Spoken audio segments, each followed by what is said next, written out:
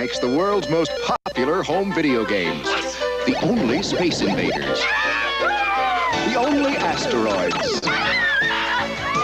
The only Pac-Man. The only Missile Command. And soon, the only Defender.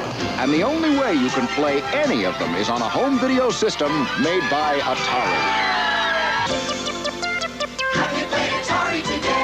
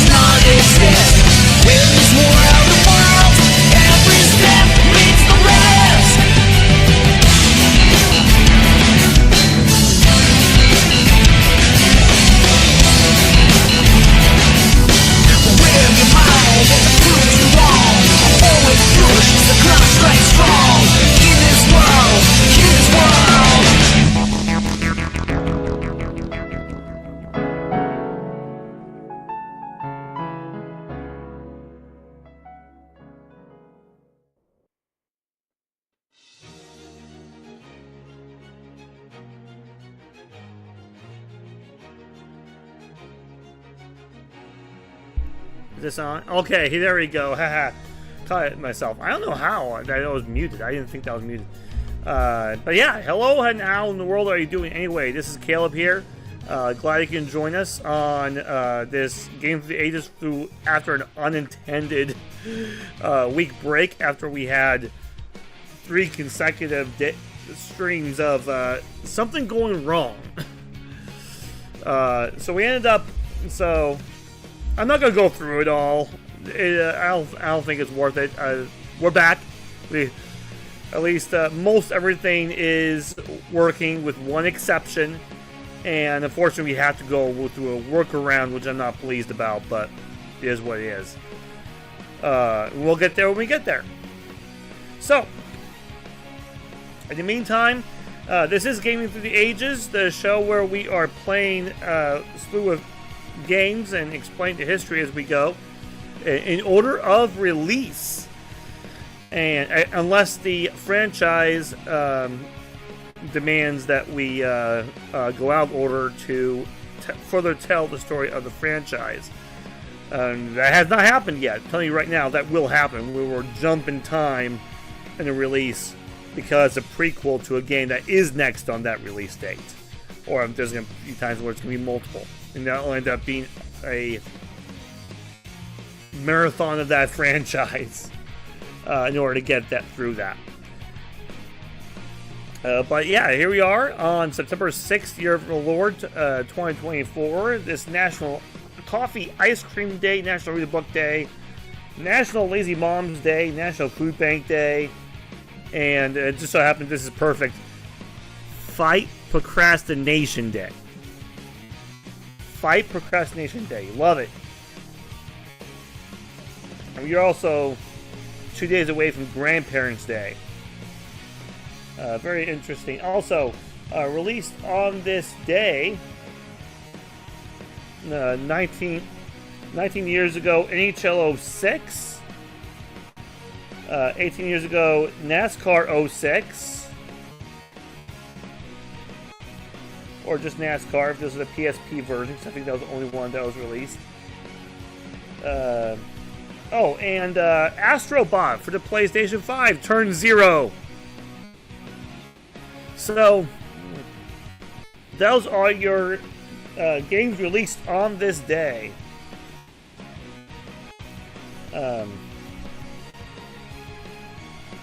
That I think is notable.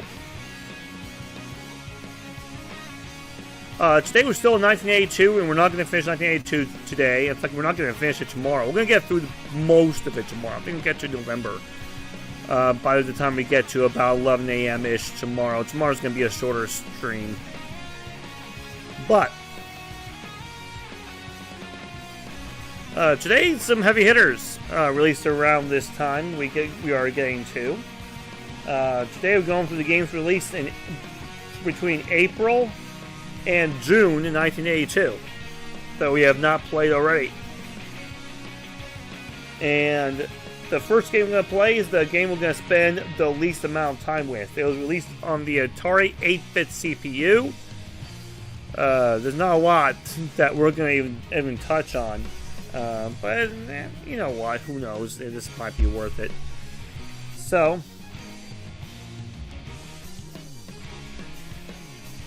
well, we're going to get right to it.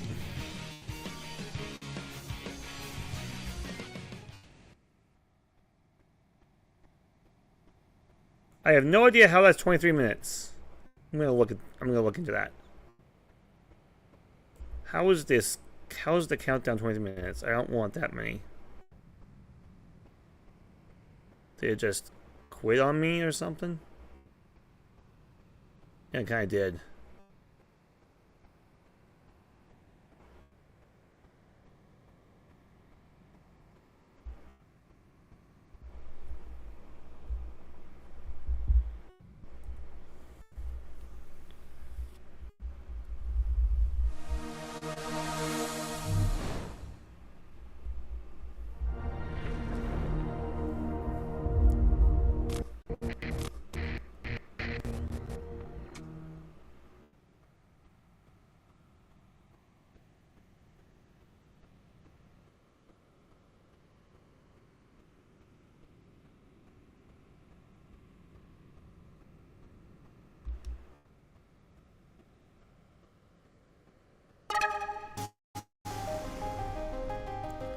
Okay.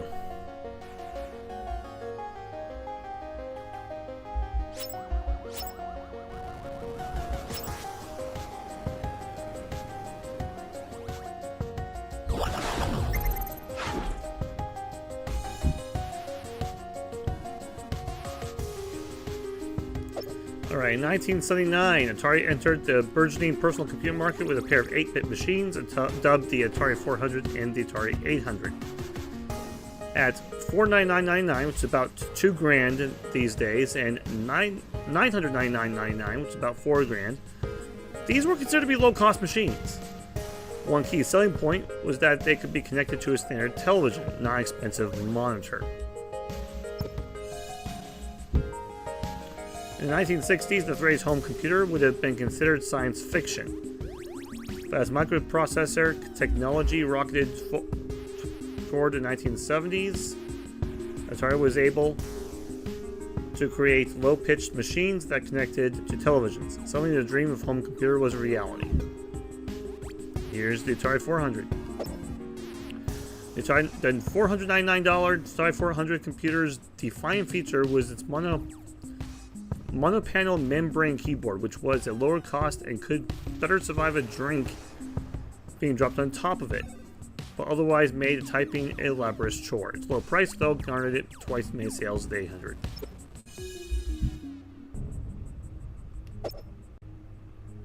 A selection from the Atari computer catalog dating as early as 1992 shows off the features of the 400.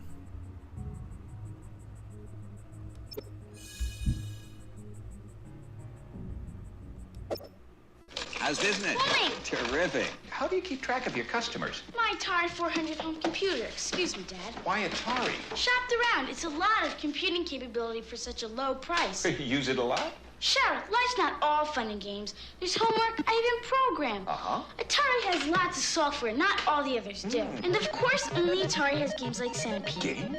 Well, we executives have to unwind. Atari home computers. Only Atari puts so much in it for you.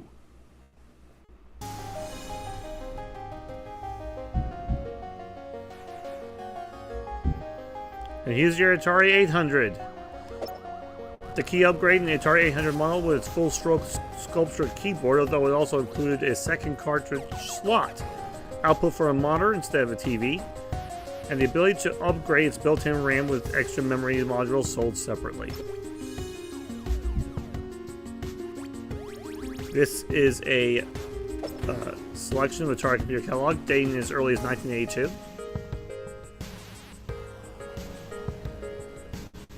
And you know what? Let's go into a little bit of it. It's 6,502 bytes, I guess. That's the max memory, I guess. That shows you how old these are, and only 6 kilobytes of RAM, which can be added. Wow.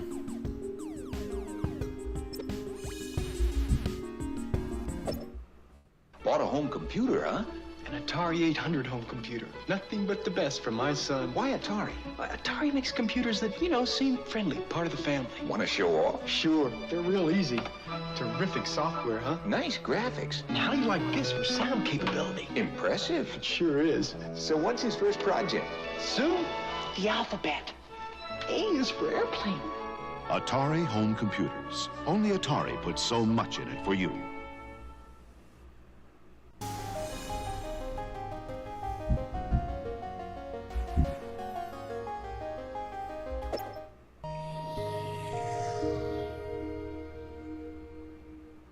I think the Atari 400, 800 were really the first home computers that I felt like were designed to be in somebody's home and for an average person to utilize. Atari, made some interesting decisions over the years. I mean, they were #1 in the world in making video games, but they saw home computers were coming. And Apple II was out, and they said, we got to compete with Apple for, computers. So it came down from on high that we were going to make a computer like the Apple II, but better in some way. But the engineering department said, hey, we're video game people. Why are we doing this? But they were told, you will do this. So what actually happened was the engineers made the Atari 800 into the next best video game player. It had all the sprite capability, it had coprocessors in there. The first GPU in a computer was probably in the Atari 800. All of this stuff was going on in the engineering department, and yet the management thought we were making a computer. We were really just making a video game that we could make cool games on. My participation was mainly on the prototype pre-production side.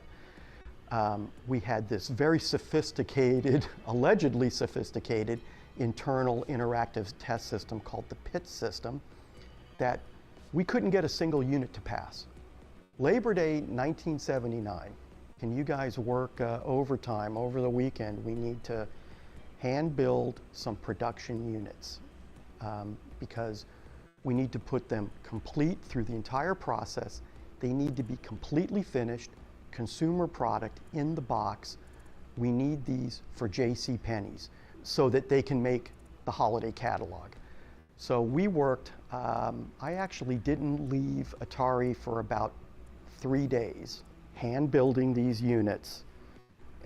And it was like 4 400s and 4 800s to ship on Monday to JCPenney's. They received them at their warehouse, they took pictures of them for the catalog, and then they immediately shipped them back to us. That was it. that's what we needed to do to get this product out. My main contribution to the Atari 800 operating system, I created a language similar to PostScript that could draw lines and squares and circles and vector graphics drawn into the bitmap of the Atari 800 and put them into the operating system so that I didn't have to put it in any of my games. So I could borrow from the operating system stuff that I'd put in there and use it when making games. So yes, we were tasked with working on the operating system, but we did it our way. We did it in the video game method. The idea came up that maybe I could get one of these machines for Christmas, and I thought I was going to get an Apple II because that was what I had at school and what I thought was cool. But I got an Atari, and it was an Atari 800 with a tape cassette drive. You know, at first I was like, oh, it's not an Apple, but you know, it's my own computer. It's super exciting.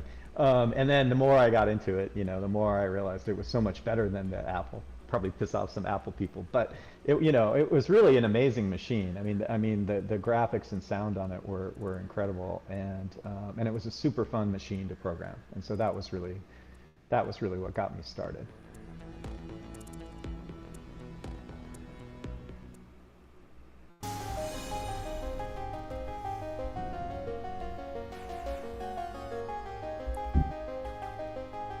Star Raiders, I think we've played already.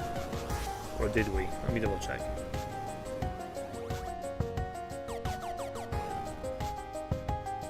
Yes, we did.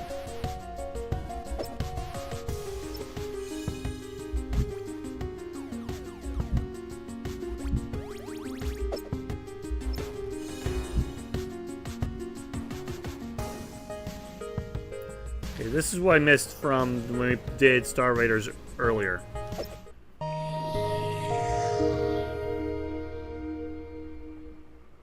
We had access to the 800, 400, you know, pre-production models for probably a good year before they ever hit the marketplace.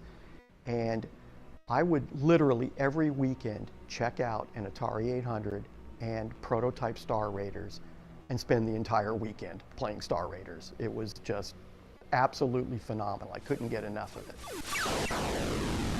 One of my favorite games in the 800. I really liked Star Raiders. I still play that today. I still bring up my Atari 800 and play that occasionally. Star Raiders was the killer app. Star Raiders was to the 800 what Halo was to the Xbox. You know, it was the game. You really, pretty much everyone bought it with the system. It was the system seller. It was very well done. It had a lot of depth. It was easy. It had easy modes where people could get through it, and you could work up to the harder modes. And the harder modes just made things a little more difficult. They didn't penalize you for getting good at the game. So, what did I do with my 800? And I actually did buy an Atari 800 in the company store, and I paid full price for it, full employee price. And I played Star Raiders because that's what you did on the Atari 800. You know, there was a lot of great stuff about, you know, storing recipes and doing this and learning things. And I did go through some of the learning things, but I played the living daylights out of Star Raiders, which was, I think, probably for a couple of years, the most phenomenal game you could play outside of an arcade.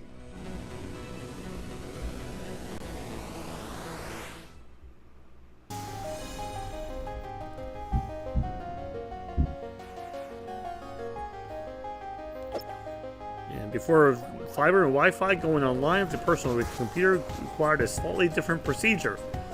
The Atari 830 acoustic modem let you attach to your telephone headset to your computer so you can dial up a local bulletin board and connect with other Atari users.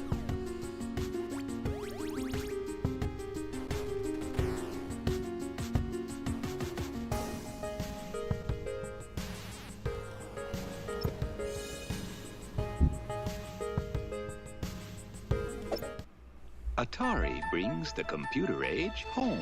Okay, Ma, what's the capital of Nebraska? Come on, I'm trying. Atari home computers can teach you or reach you with important information anytime, day or night. I already checked the computer. The Bears lost. How about the Lions? Oh, you owe me on that, too. And if your jump shot is a little off, we can help you there, too. Hey, guys. How about a deal? The car tonight for Atari basketball. No. In fact, there's no end to your possibilities with Atari home computers. They're easy to use and afford. But best of all, they just might be the wisest investment you'll ever make. Watch this. Hey, Mom. What's the capital of Delaware? Dover. I told you she's smart. Atari home computers. We've brought the computer age home. I will bet you none of you watching today knows what the capital of Nebraska is. Alright, the game we were trying to get to the entire time. Caverns of Mars. In late 1981, Atari established the Atari Programming Exchange, a division that would publish and sell the best Atari computer programs submitted by users. The biggest APX hit was Caverns of Mars by Greg Christensen, a vertically exploding shooter in which the player infiltrated caverns that had bombed and escaped. Atari later released this under its own label.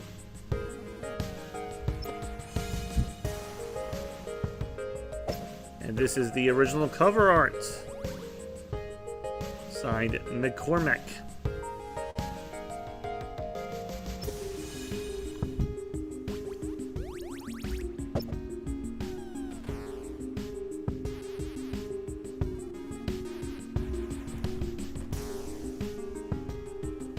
Since time initially expired the entire time, let's reset the timer again.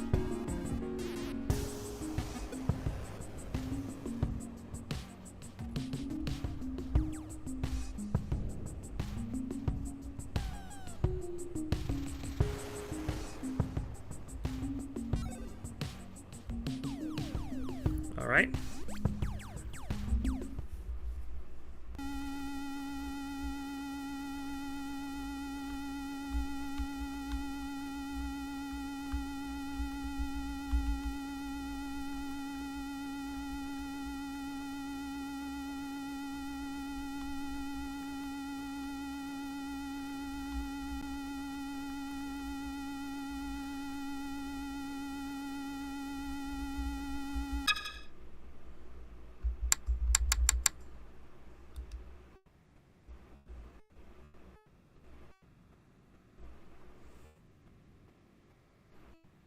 Okay, this is a pretty simple game, I guess.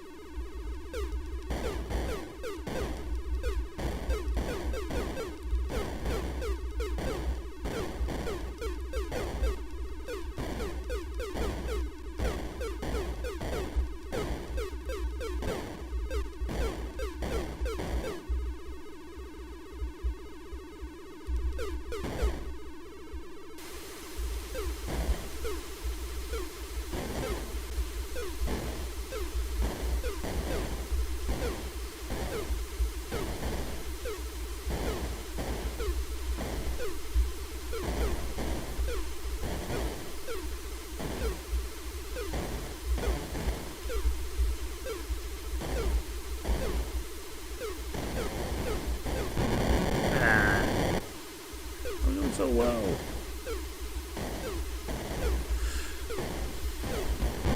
Man, I went too far.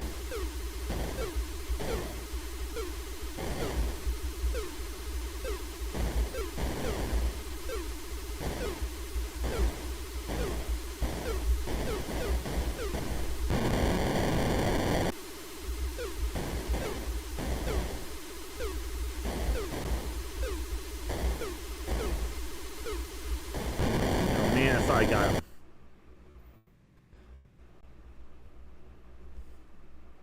Okay, the milling not bad for a first time. See if I can do better.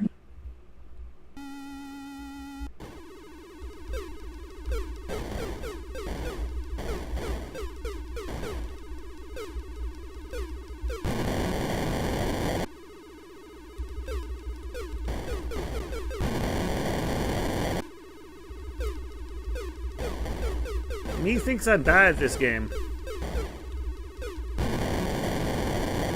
I'm really bad at this game.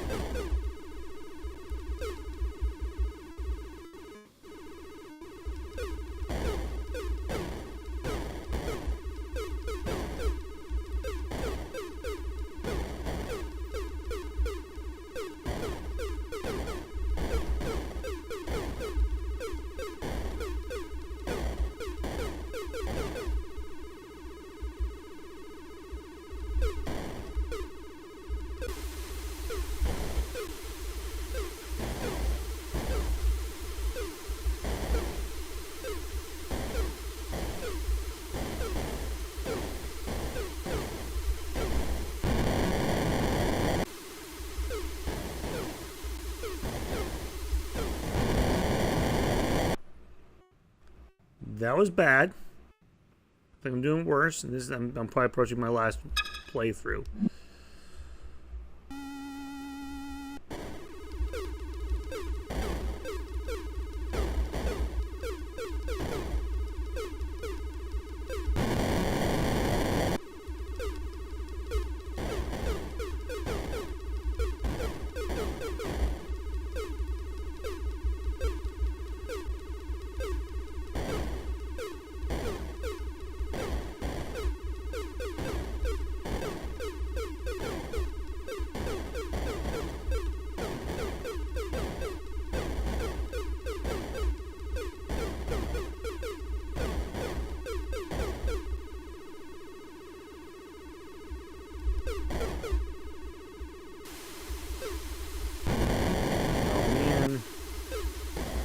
One of those things where, like, I thought I shot him. I'm pretty sure I got him.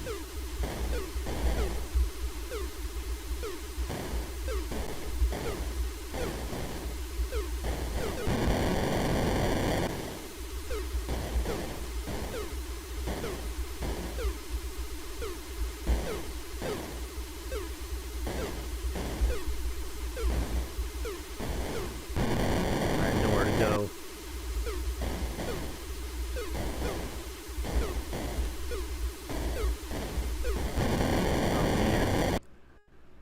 Do a maneuver. That was not too good, and that's going to be game that's Covers of Mars, ladies and gentlemen. Game number 101. I'm already beat. I'm not going to lie. I'm a little exhausted from the weekend and pretty much everything that's happened outside the show. But we're going to keep strolling. We're going to keep going. To game number 102, which requires a 3-minute timeout. So, stand by.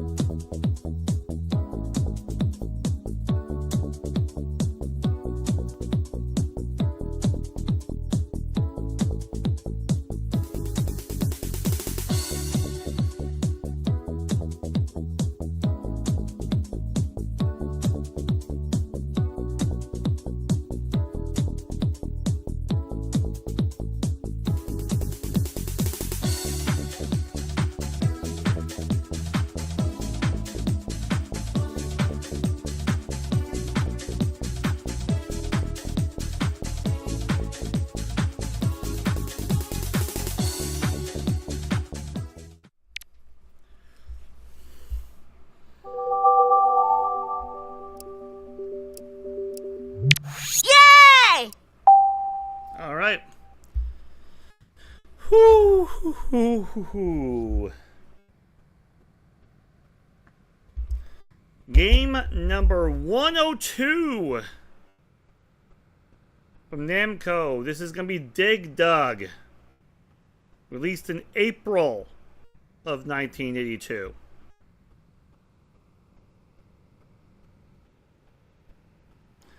This is a game planned and designed by Masahika Akigami. I'm probably going to mess these names up. And programmed for the Namco Galaga arcade board.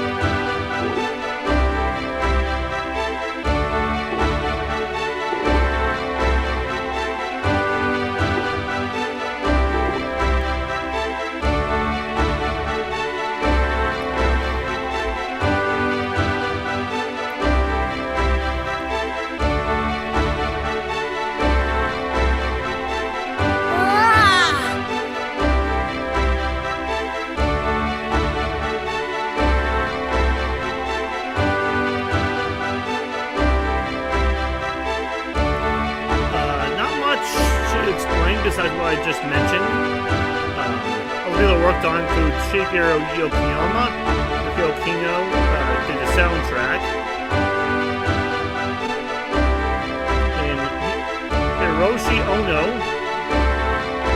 did the sprite work, and both the people who made the game as well as Namco themselves, when marketing the game, consider this as a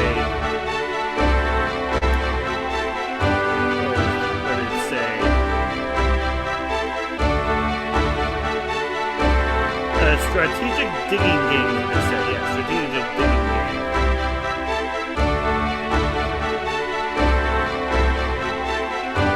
They really emphasize, because it is a maze game.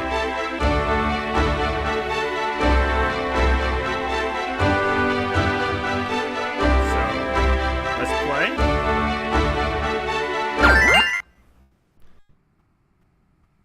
You are Dig Dug. And I'm going to let the attract mode run for a little bit.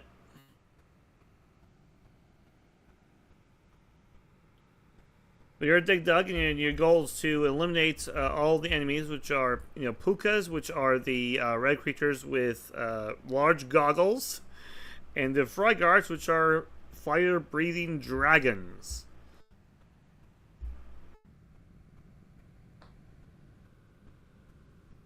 And Dig Dug can use an air pump, or what sometimes we refer to as a bike pump, to inflate them until they burst. And they can also, you see some of the rocks that you see there.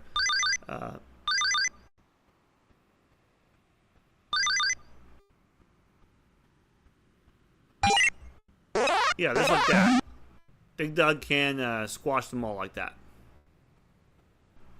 And interesting to note too, and so you definitely see that from the attract mode. Dig Dug, ooh.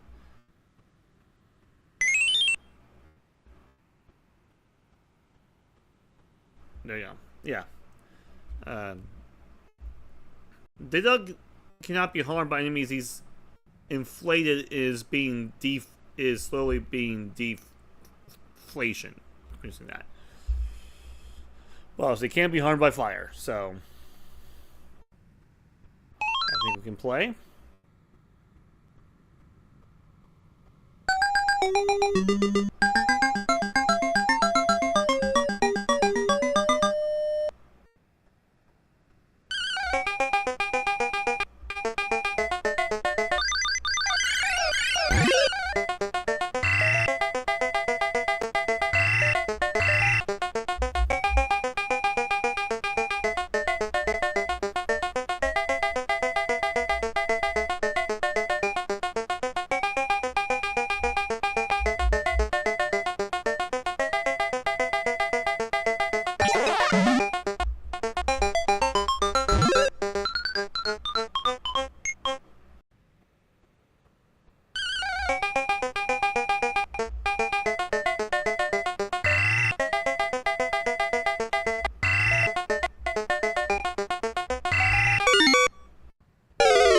I thought maybe I can get by, but no. I should have used the pump.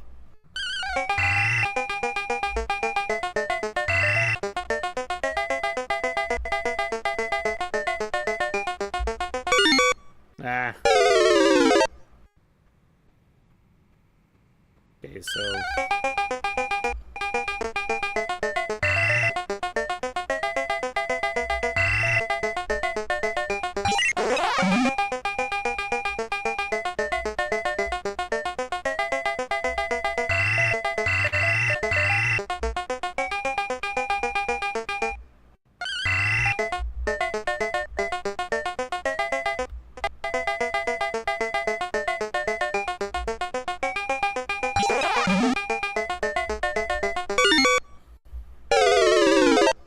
I may have to start over, yes.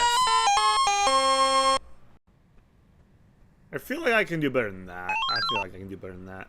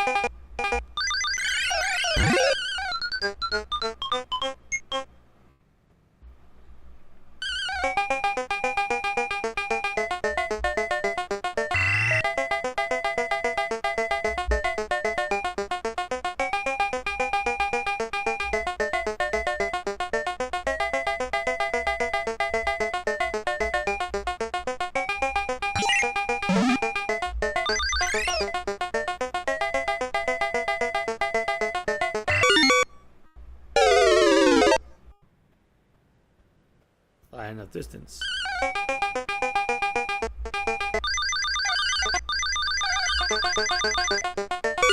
Ah. Let's try and be a little cute there. Oh, great. Oh, man. I thought I had enough time.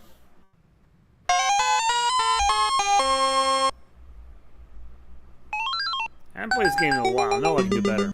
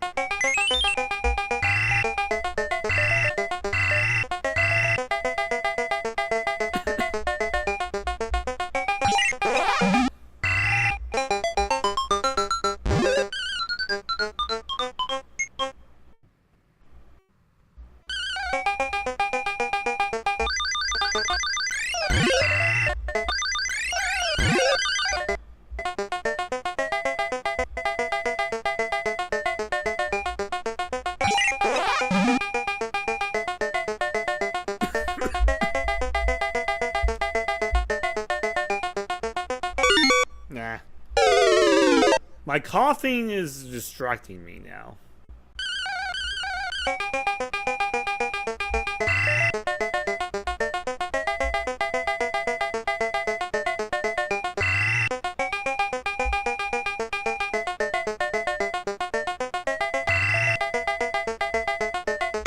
Oh man, that was...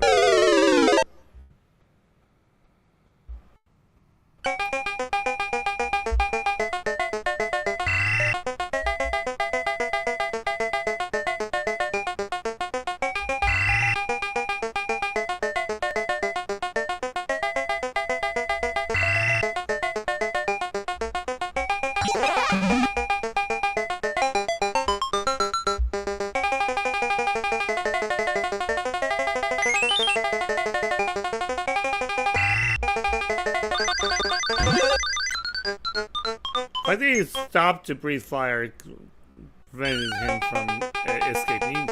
They can't escape if they're the last one. And if they do, you do get out of the level, but you don't get the points.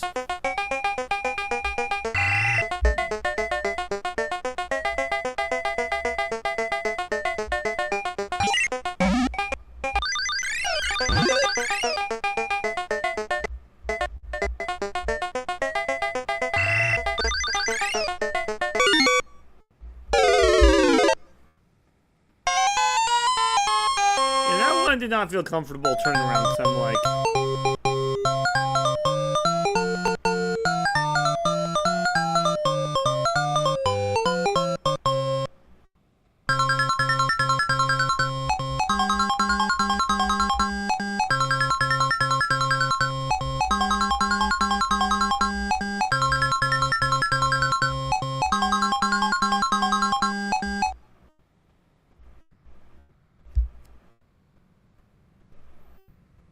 All right. Tally ho.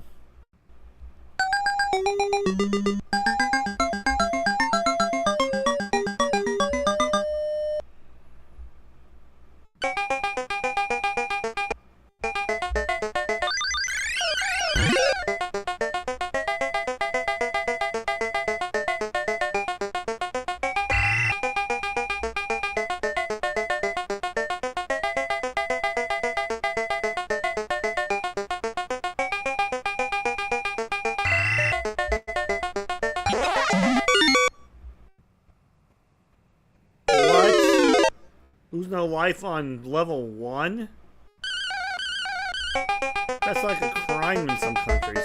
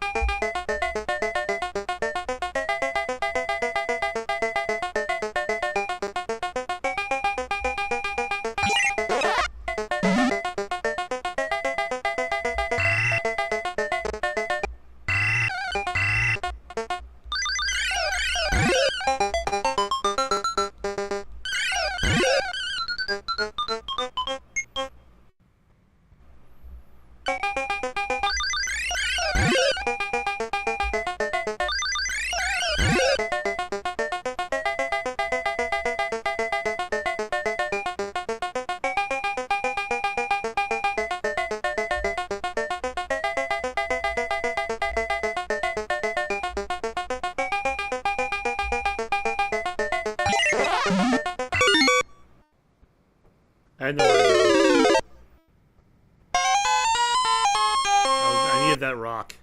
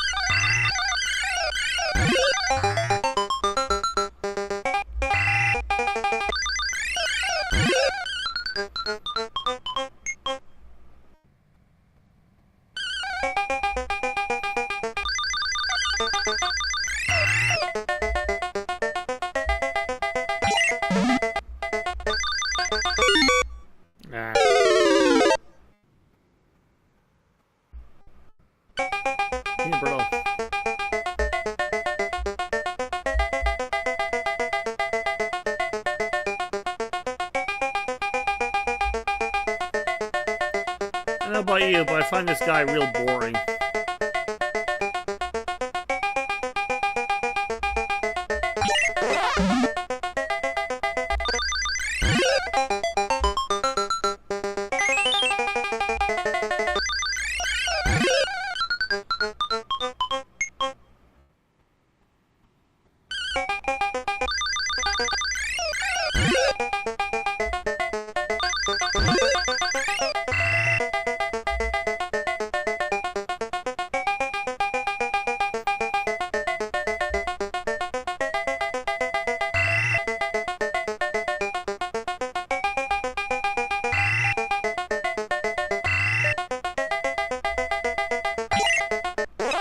No, I thought I had them all.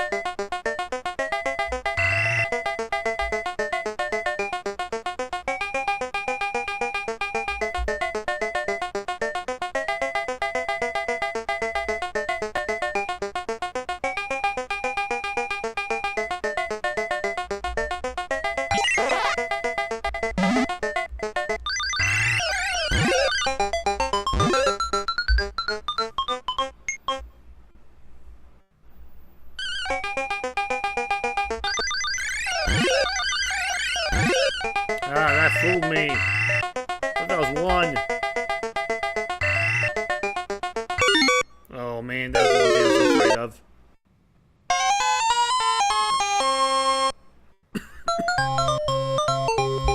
Of course that's game.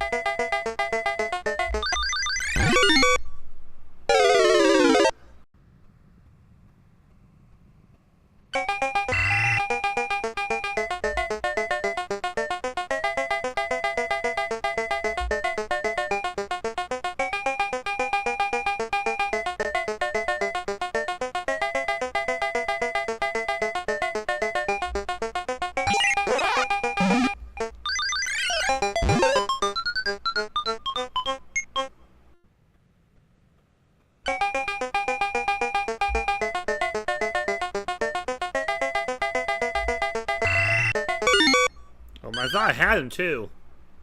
How I missed.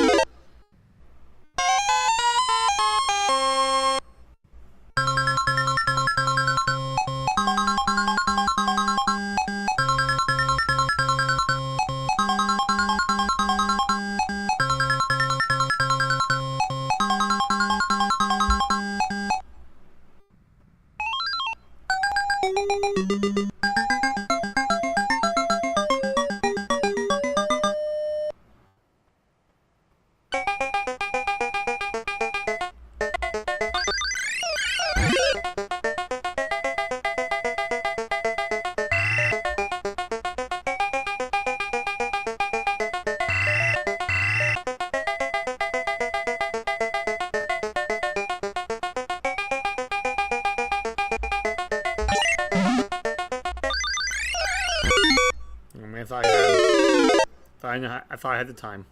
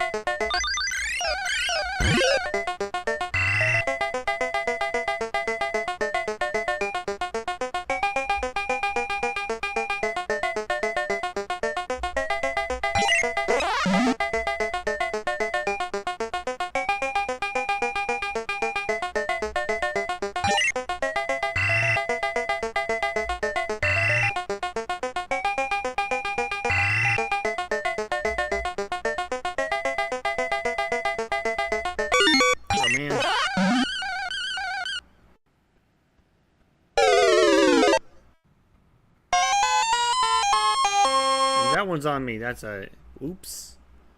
Absolute oops.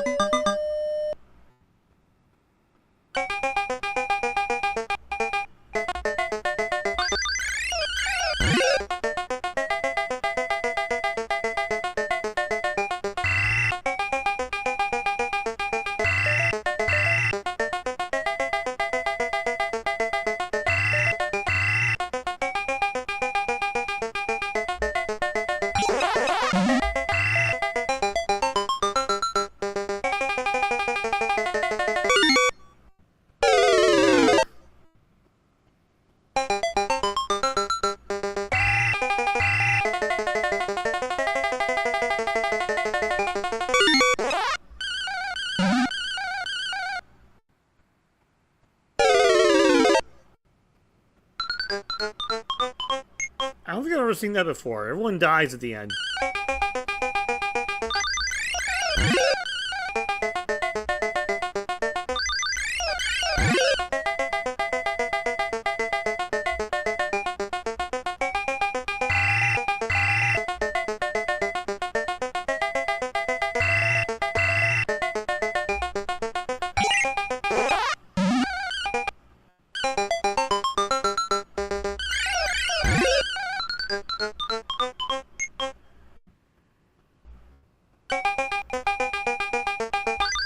This is a game I can be good at, I'm just not consistently good at it.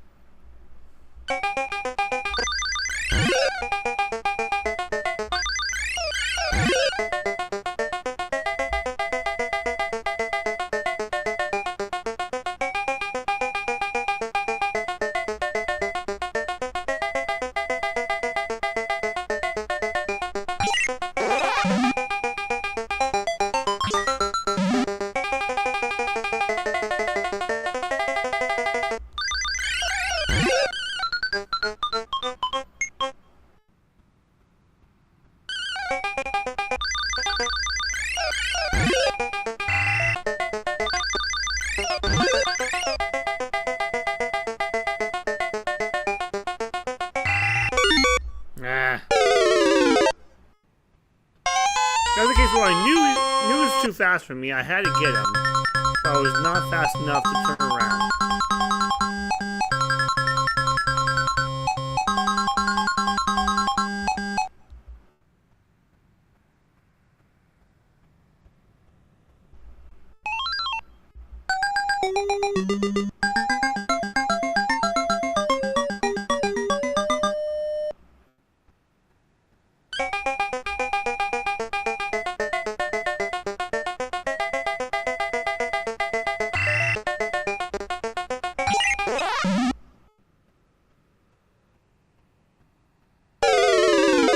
Squash myself on the very first level. That's bad.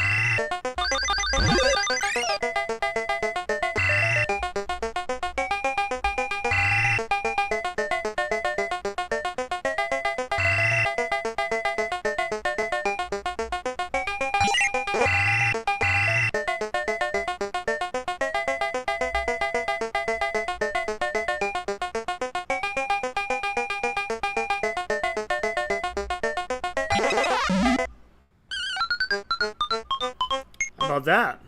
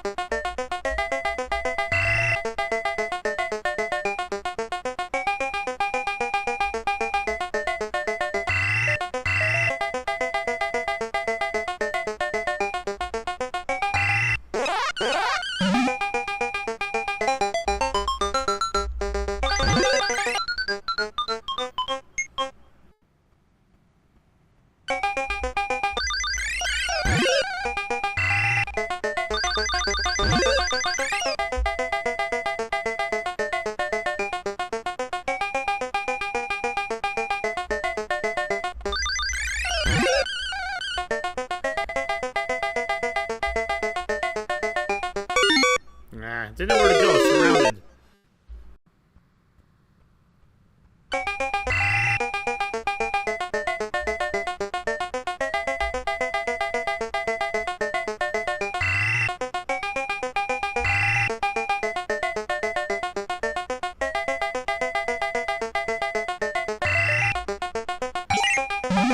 Nah, thought I had him too. I call shenanigans.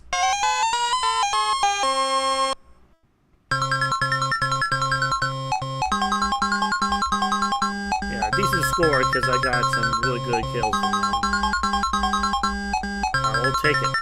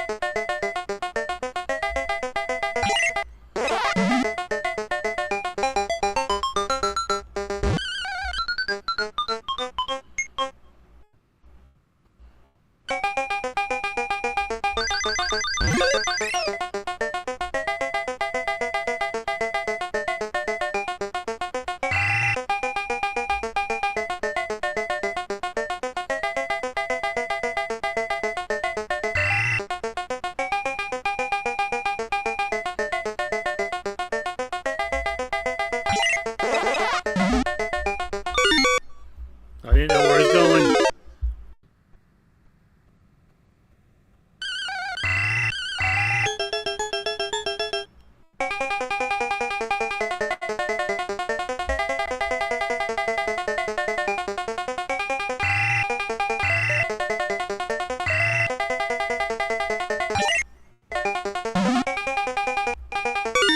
I know where to go. Where was it going? I didn't know.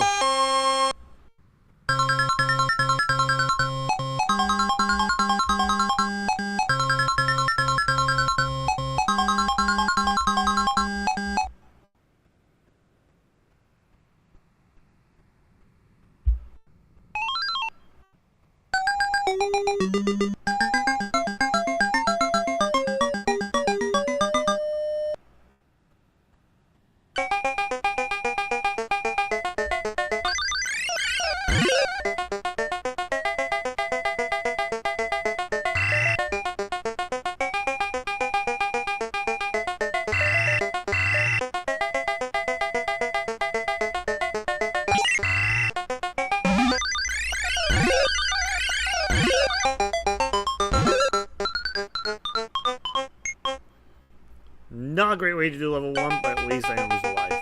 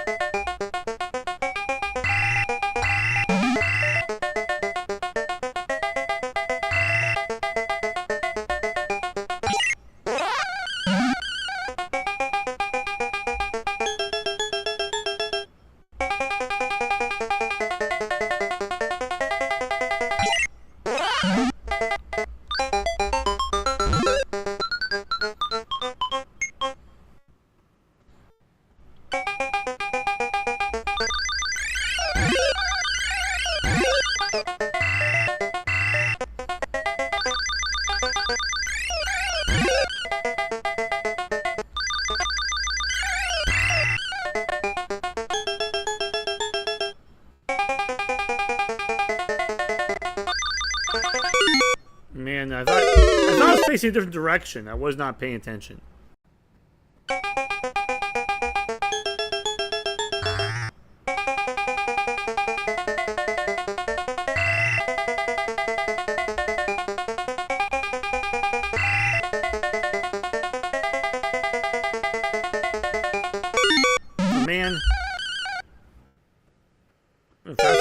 expected.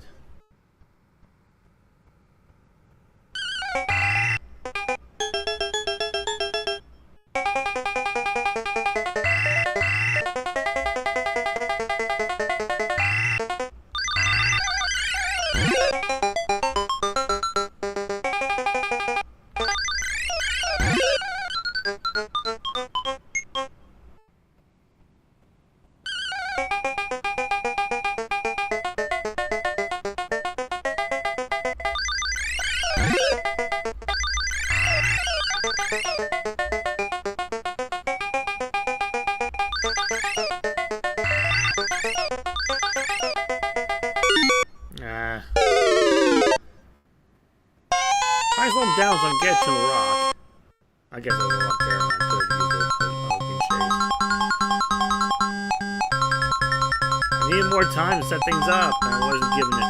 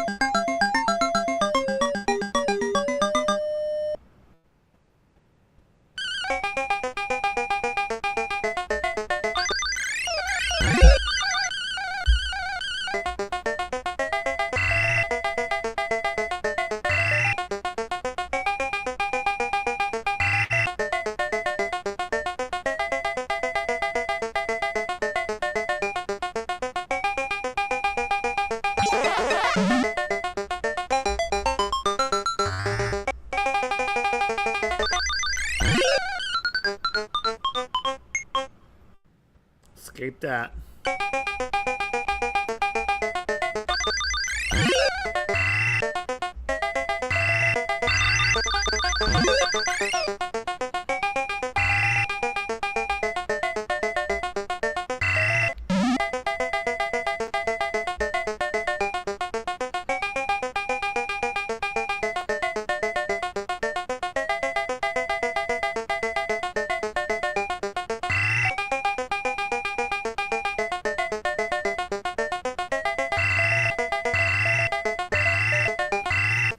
Why do you not flame each other?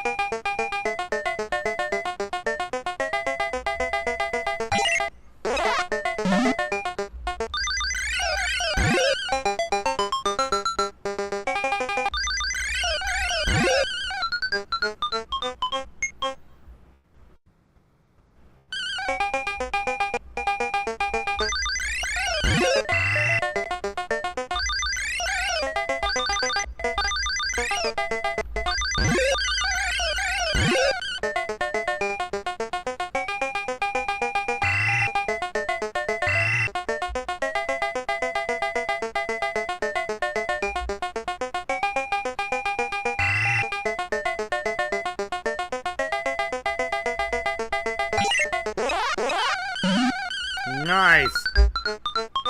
It's one of my best moves.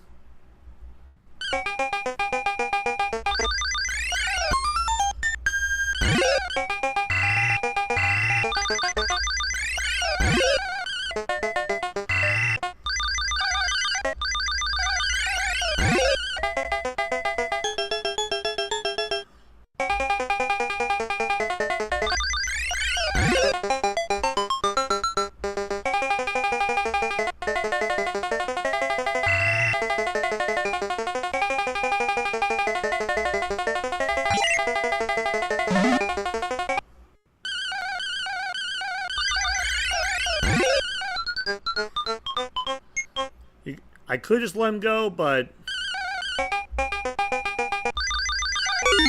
Ah. Well, that was dumb.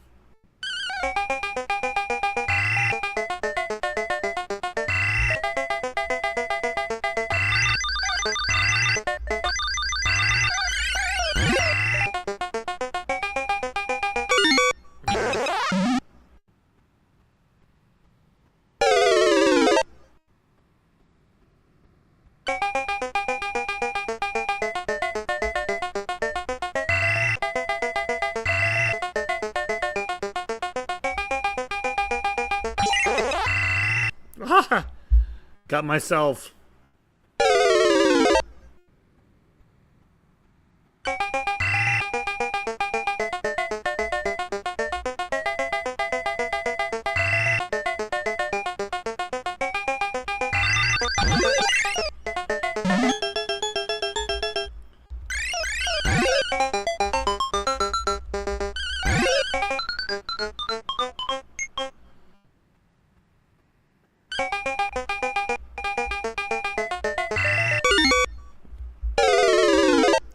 Forgot that was 2.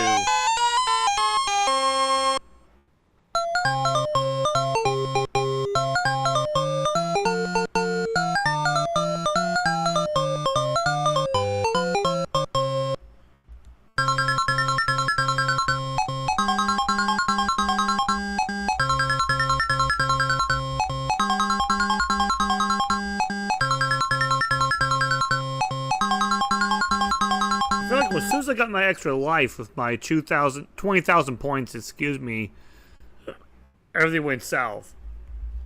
So, give me a second.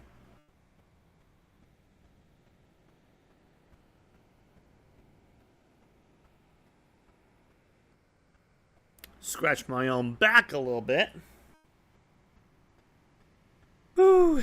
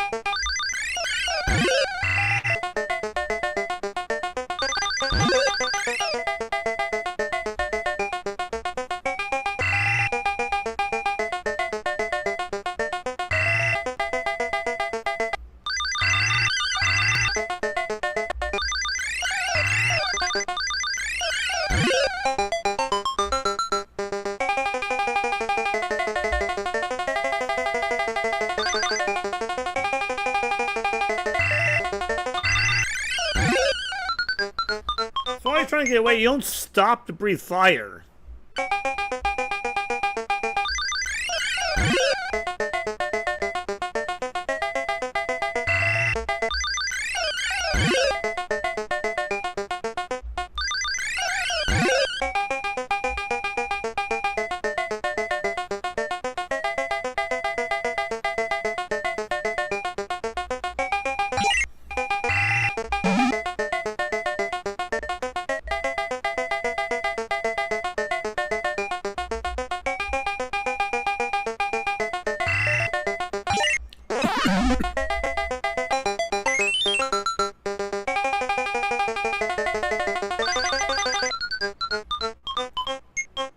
away.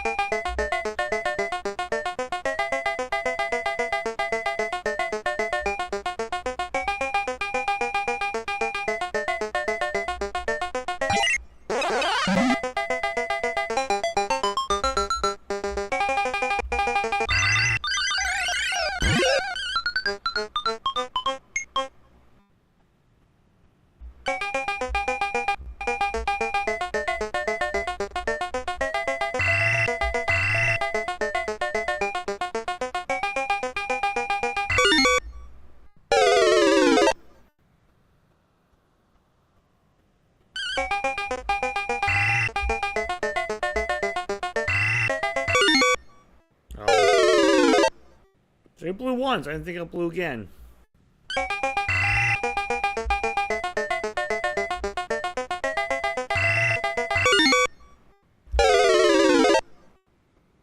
There's no way situation there. I like, what am I supposed to do?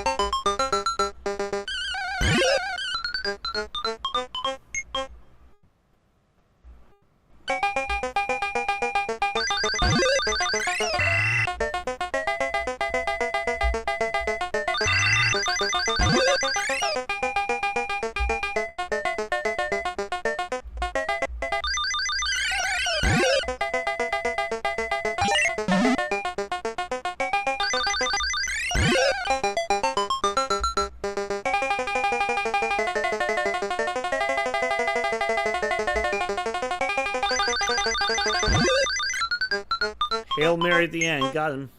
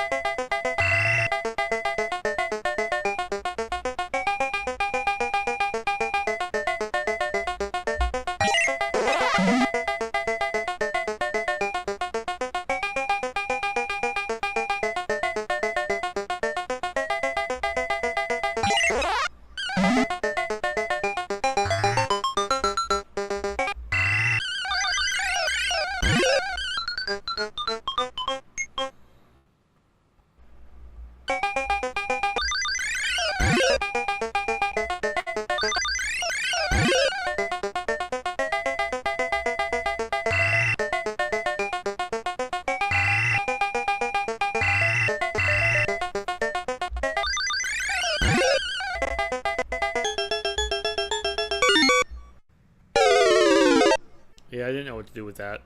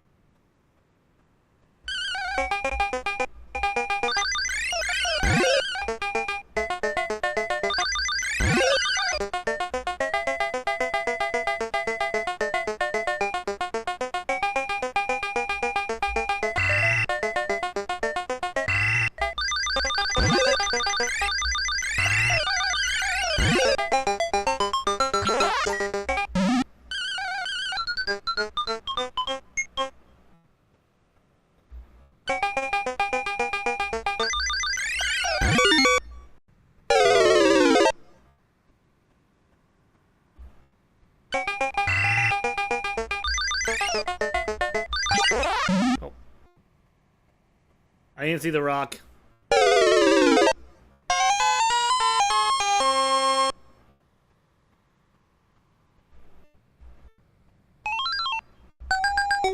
My last playthrough.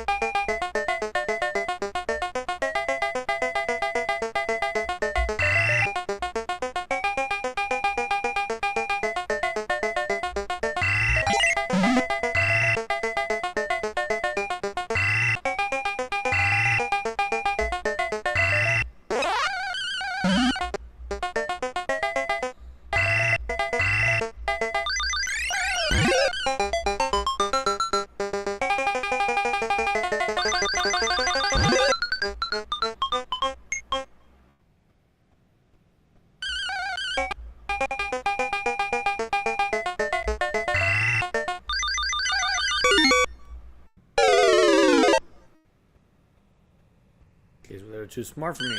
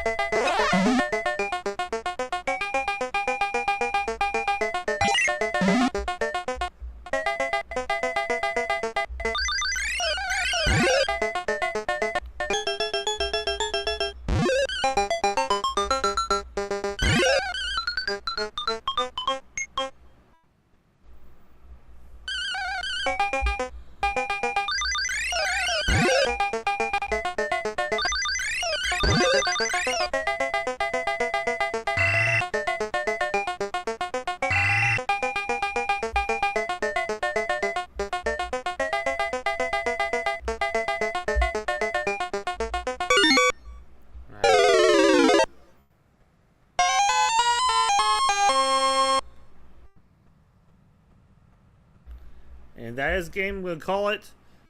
My highest score was 27,890. That was a really good game. I really liked how that turned out. But in the meantime, we need to move on. That was game number 102. Now we're down to a few games. Two games that was released in May 1982. And both of these were released for the Atari 2600. We need a 3-minute timeout as we get things set up.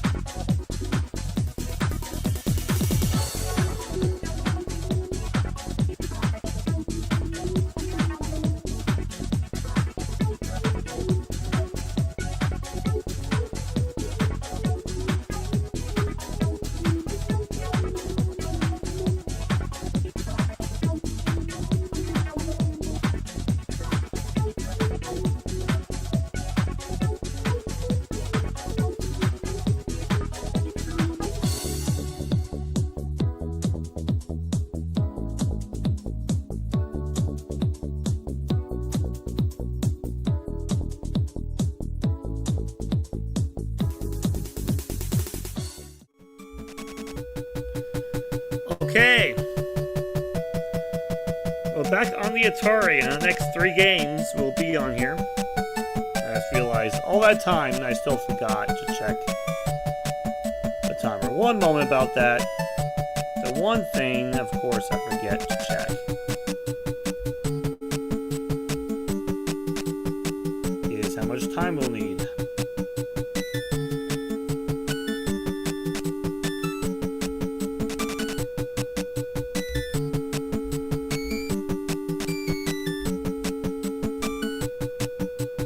I checked the book generally referred to, this book from Jamie Lindero, Adventure of the Atari 2600 Dawn Console Gaming. Despite how big Yars' Revenge was, I did not see it in the book. I think it's referenced, but I don't think there's a section on it, which is a little surprising. But we do know this was Howard Scott Warshaw's first Atari game, which involves a humanoid alien race known as the Yars, attacking their arch rivals, the GTtA, who have destroyed their habitable planets in the solar system.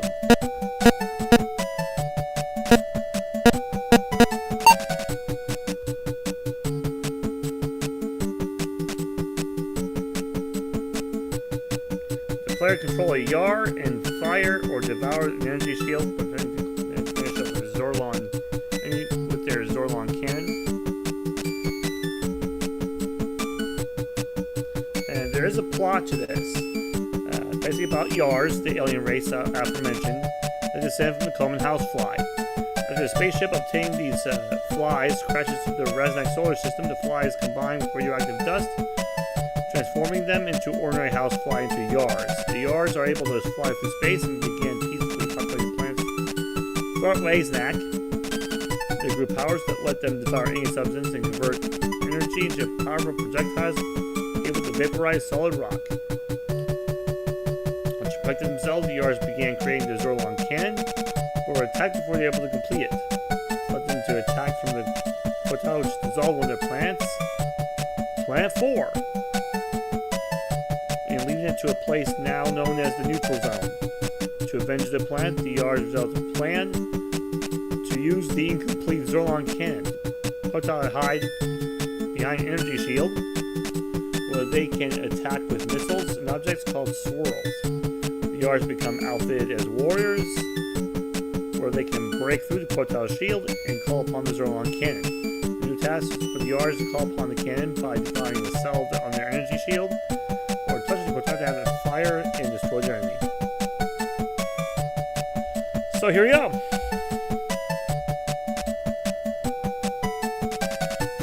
The game made by the aforementioned Howard Scott Warshaw. It took 9 months to develop. Warshaw developed more or less in the graphics and animation, wanting all the objects to be animated.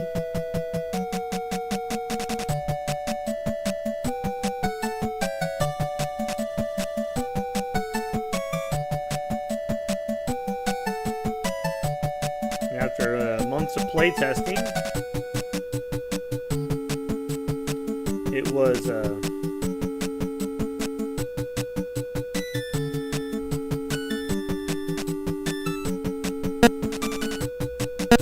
sorry, my train of thought was obviously, hopefully you get the point.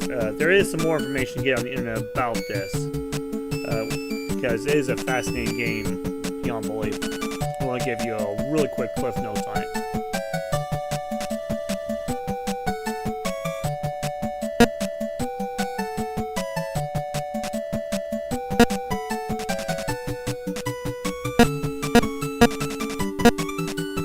The primary objective of the game is to break a path with a shield, destroy the GTtA with a blast from the Zorlon cannon.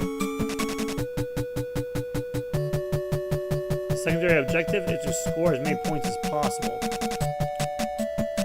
The shields in the red area of the GTtA base, the shield is made up of ray cells. The Yar Scout can destroy these cells by firing them with energy missiles from any location in the playfield, or by dividing them on direct contact. The Zorlon cannon can also be used to destroy the cells, but as a waste of a powerful cannon. been cleared, the shield zone cannon must be used to destroy the core tile. While the cannon yard can either eat a cell or another core tile. The zone cannon appears on the left side of the playfield and moves in the direct line of the Zard. It means the Yars is in the line of fire. It is important, however, to aim the cannon at the core tile, fire it, and fly out of the way fast. If you destroy the core tile, a swirl, there'll be explosion, during which the Yar stays on the screen. Uses an opportunity to make a victory dance. Watch out for the ghost of Yars. You'll see his mean streak, so stay out of it.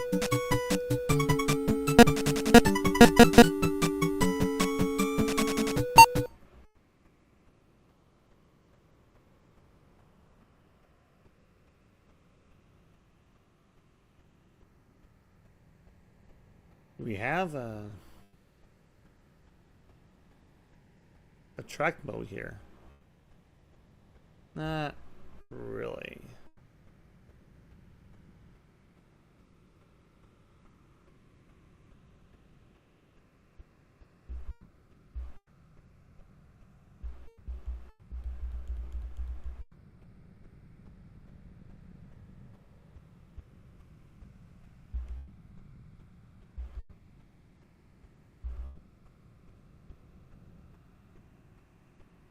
I'm confused.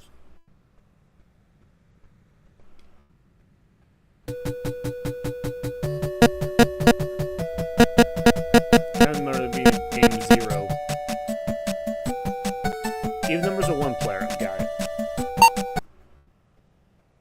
I got confused. I guess I'm Nebraska, so that means I'm cornfused, right?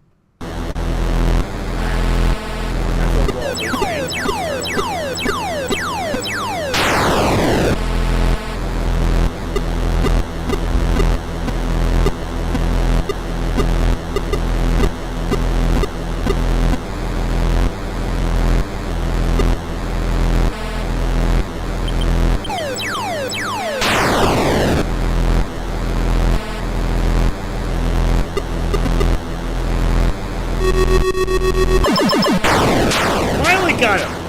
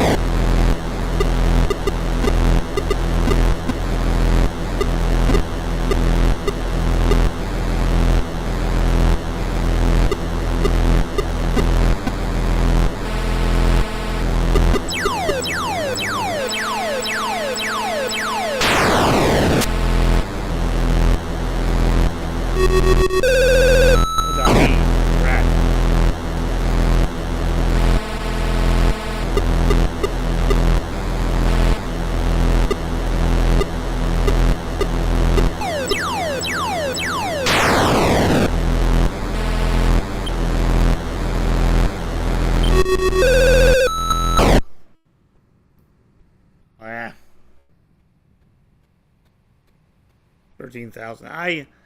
I'm having a tough time laying the final blow. I did it once. That's a good feeling. That's a good feeling about this game. It does give you a legit sense of accomplishment if you are able to get the cannon.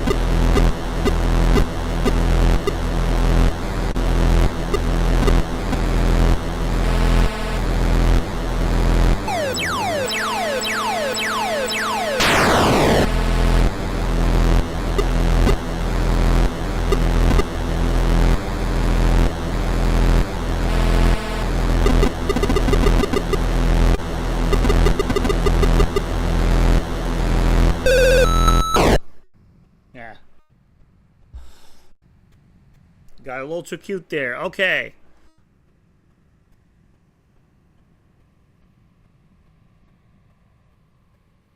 Feeling the itchies, so I'm going to itch. And I'm going to continue. We still got 6.5 minutes in this game.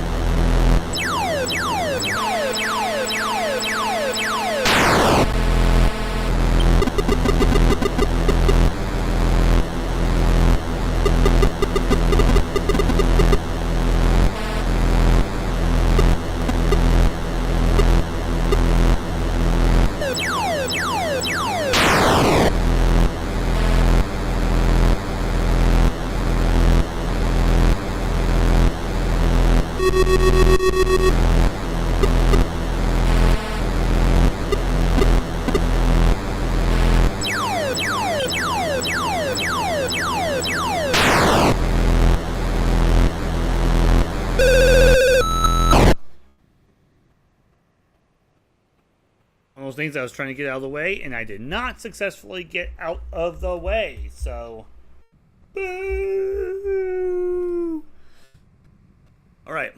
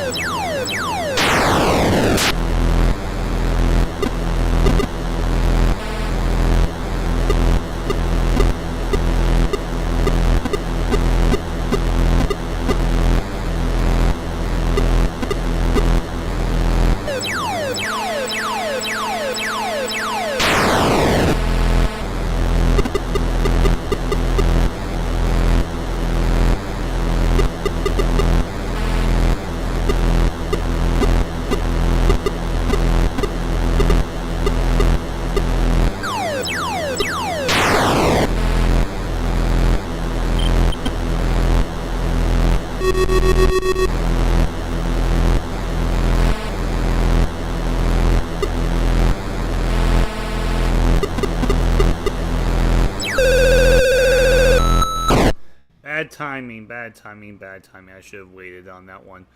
I think I saved my best for last on that one, which is kind of cool. So we'll take it. Next game is also on this thing, so we're going to stay right here. No 3-minute break. We're going to move on to Dragonfire. Game number 104.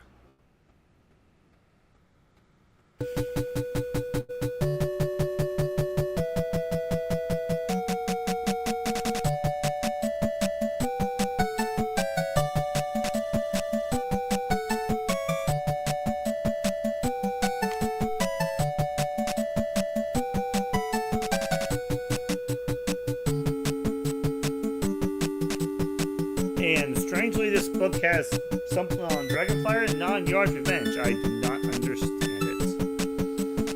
So,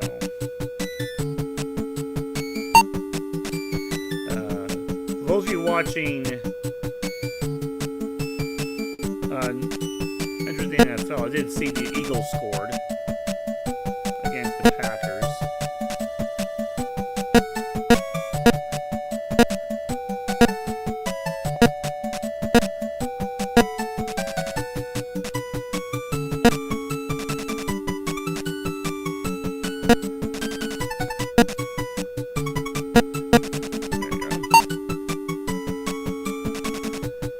Set the timer.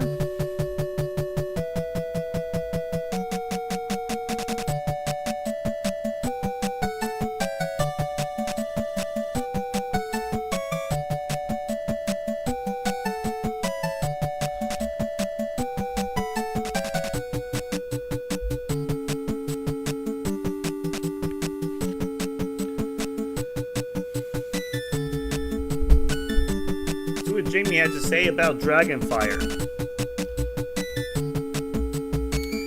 A game programmed by Bob Smith. It's a simple game that takes place in a medieval magical setting. There are two main screens. The first stage takes place in the Green Castle's drawbridge. As a strapping young prince, your goal is to duck the high, fast fireballs and jump over the slow, low ones to get into the castle. You can also run and jump, or even jump while squatting, to make this screen a little bit like what we now call a platform, except there's one platform. If you encounter a fireball combo, you don't know how to navigate, you can run back and hide behind the drawbridge entrance momentarily. This screen foreshadows the more complex side-scrolling gameplay you'd find a few years later in Castlevania on the NES. Once past the drawbridge, enter a large, featureless room inside the castle via a door on the bottom right. You must collect all the king's treasure in the room, at which point an exit door appears at the top left. There are 8 kinds of treasure, including low-value items, more valuable baubles. Meanwhile, Nasty Dragon at the bottom of the screen moves back and forth and shoots fireballs upwards at you. You can hide behind the entrance door for a moment if you need a break. Complete the board and exit, and you start back at the drawbridge where the game gets tougher. The dragon in each room change color and get more aggressive. From a technical point of view, Ghost-Eyed Dragon, that looks nothing like a duck, and monster fireballs are the stars of the show. The castle sprites and animated moat under the drawbridge on the first screen also look good for the time. The entry and exit doors in each dragon room appear in the same spots. Nonetheless, they foretell later action-adventure games like Gauntlet and Mirror, then still ASCII-based turn-by-turn dragon crawlers like Rogue and NetHack. What's interesting is how quickly you can die in this game. You get 7 lives. You can easily blow through 3 of them just by walking to the dragon's chamber without paying attention to the fireballs. It happens so quickly you can get through both screens in about 15 seconds, give or take. And a few levels in, both you and the fireballs start to get faster. It's fun and probably more exciting than Adventure, but much more shallower without the staying power. The screenshots look tempting in the iMagic catalog, but what considered superb graphics in 1982 ends up quite dated without the gameplay to back it up. Consider Dragonfire a quick action hit without any adventure's depth or replayability.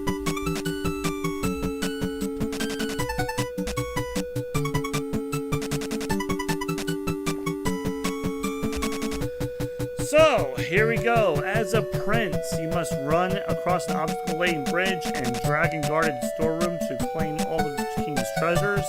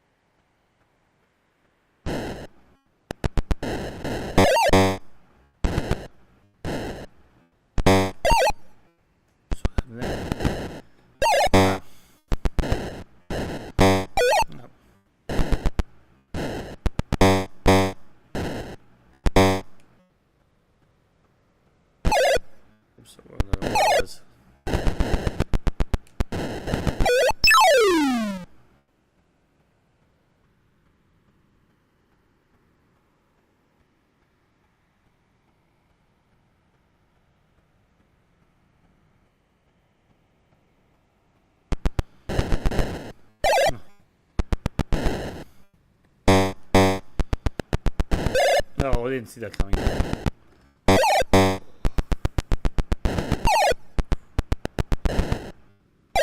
Man.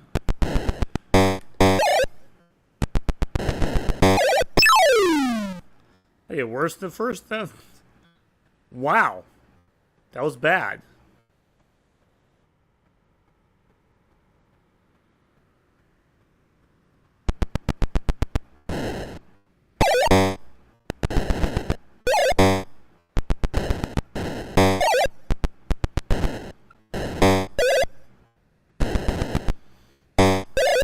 Man.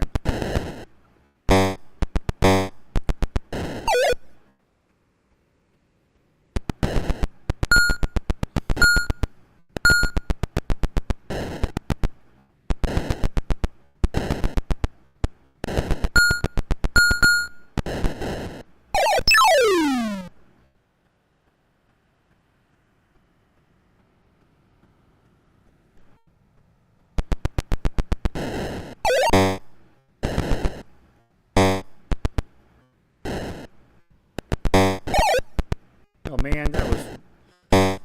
Ah.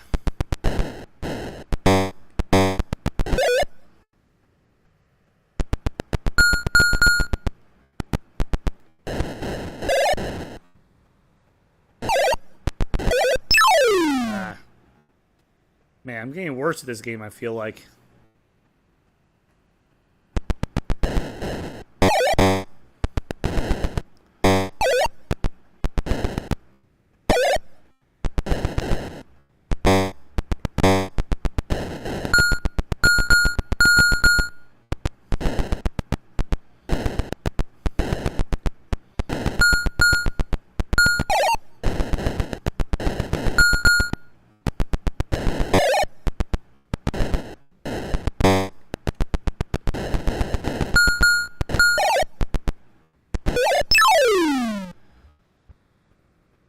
So I got to the second castle at least.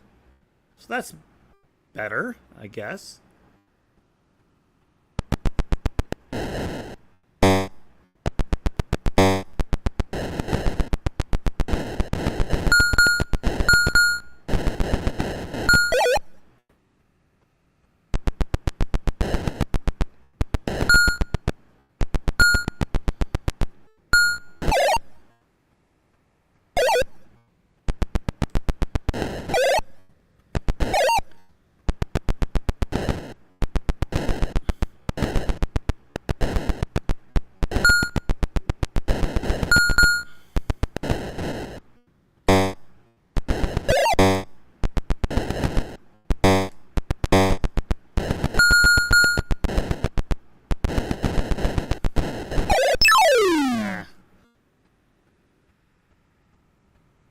little fortunate that they're almost all in a row on that one, but you are dealing with a more aggressive dragon, so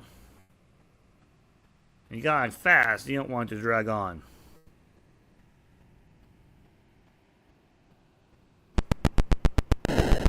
Oh.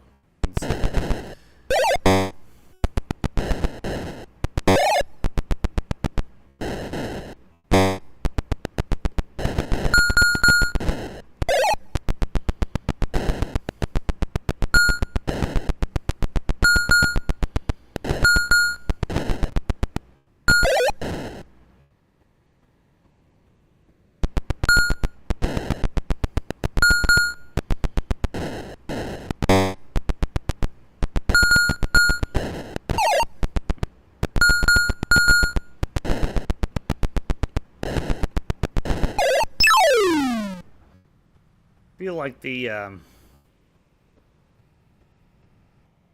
dragon seems to be smart as to when to fire. Oh.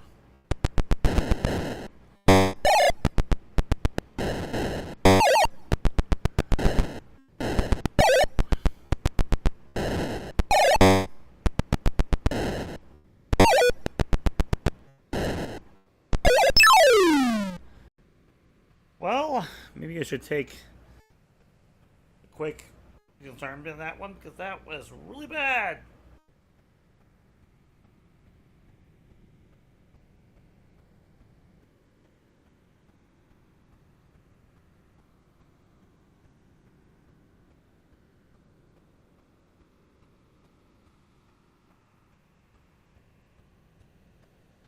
Too bad I don't have any of my back scratchers at my disposal because I felt like that itch is a little out of my reach. Having a hard time reaching. Okay, let's see if we can do better.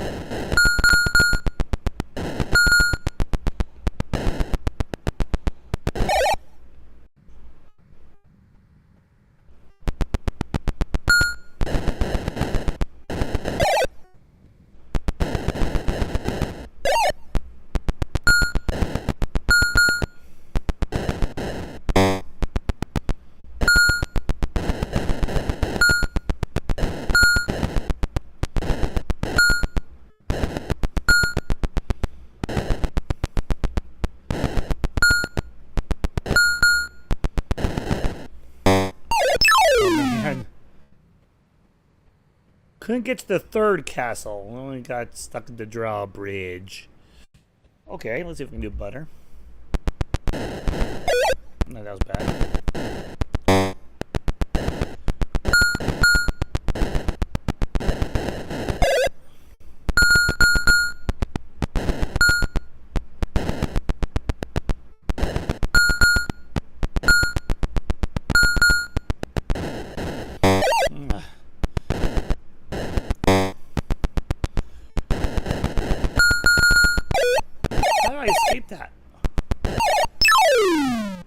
Wow, how do I...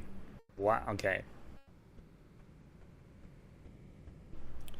I don't know how to not escape that.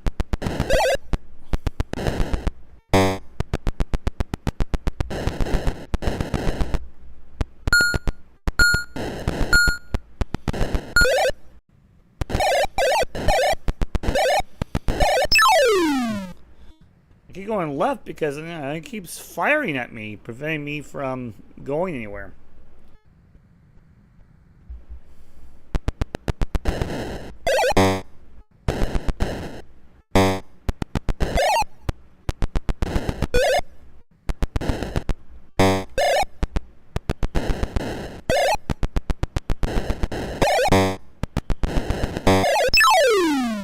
Yeah, I got stuck there.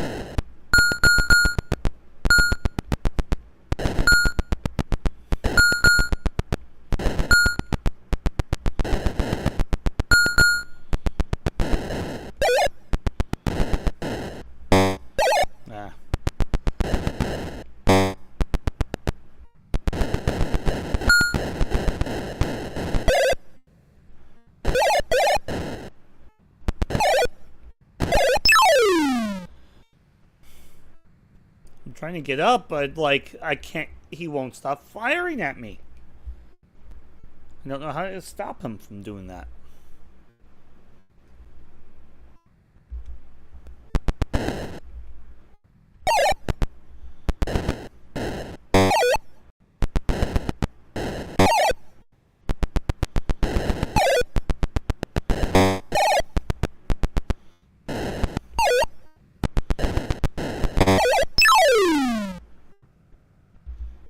Tail's really bad.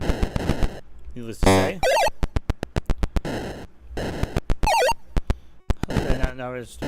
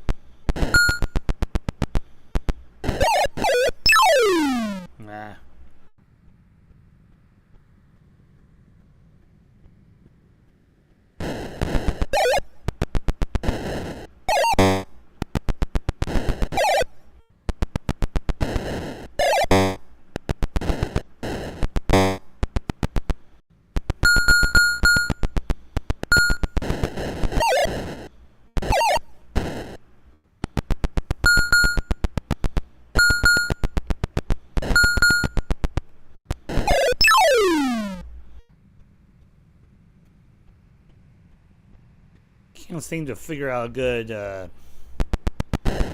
wait, oops, I blew that.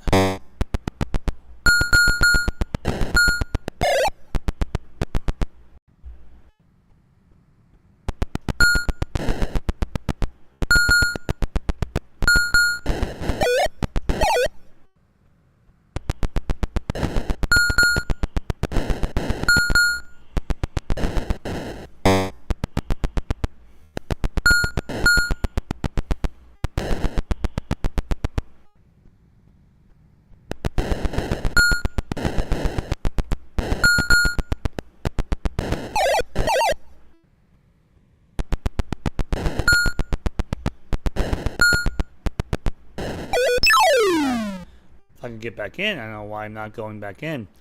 And we'll call that game. That, again, ladies and gentlemen, was Dragonfire for the Atari 2600. I'm going to play one more game before we take a 15. Actually, it'll be an 18-minute break. Then we'll likely end up going all the way till... we'll likely go just a titch more than 4 hours tonight. So, okay.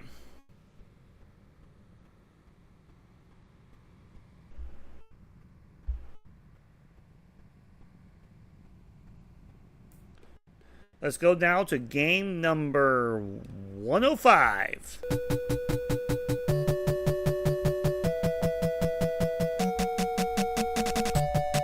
Which is Chopper Command.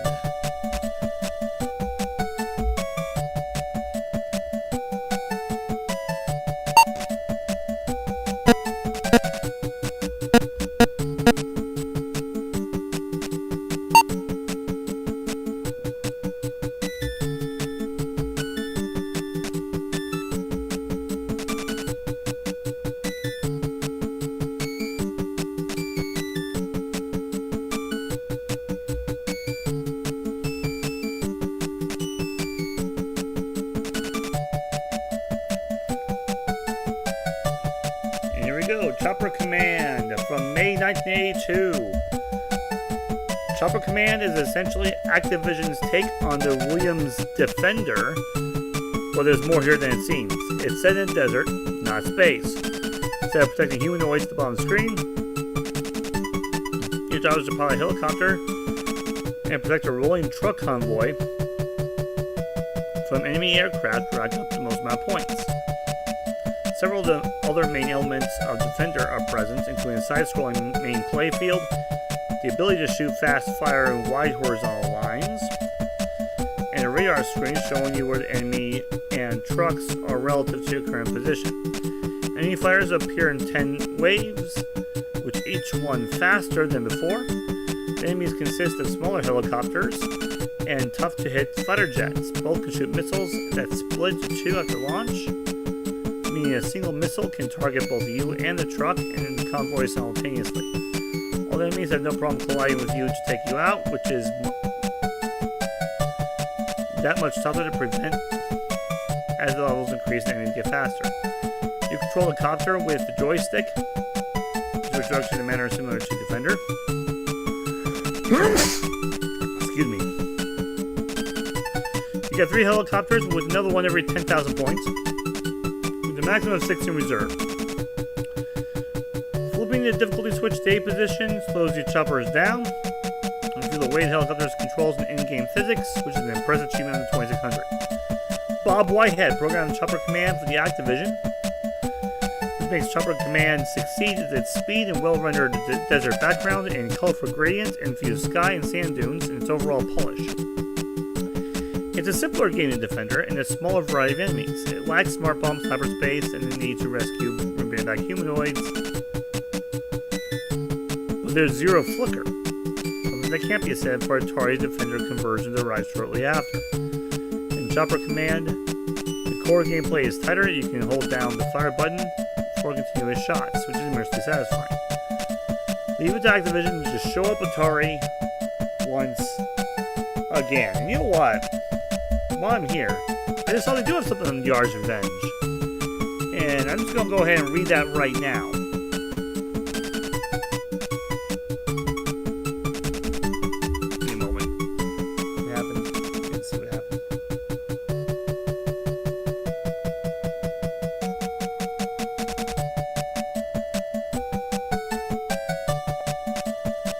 I saw something fell, but I didn't see what fell. Okay.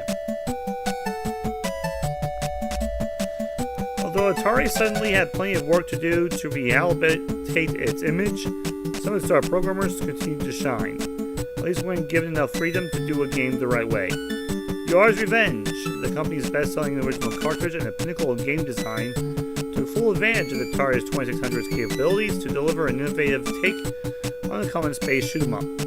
Yars Revenge is loosely based on the vector graphics-based arcade game Star Castle.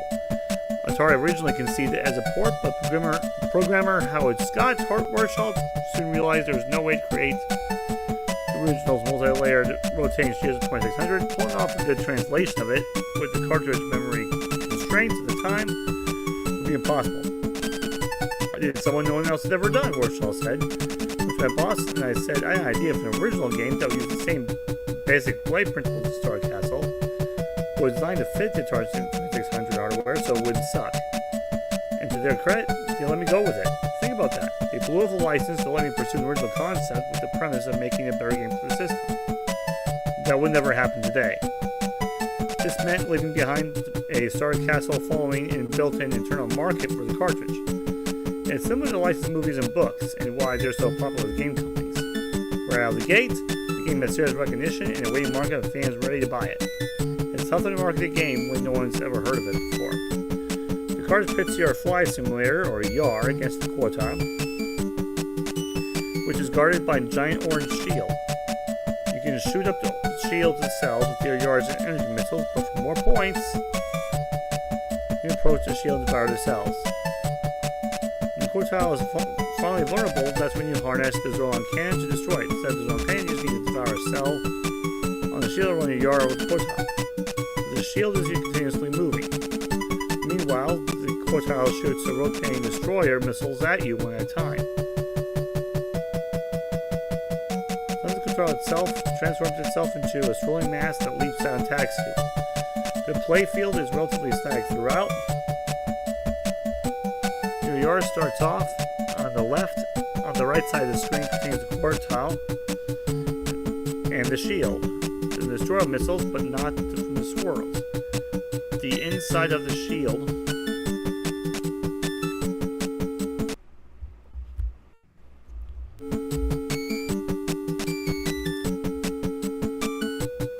sorry, the TV somehow turned off on that. We don't know what happened there.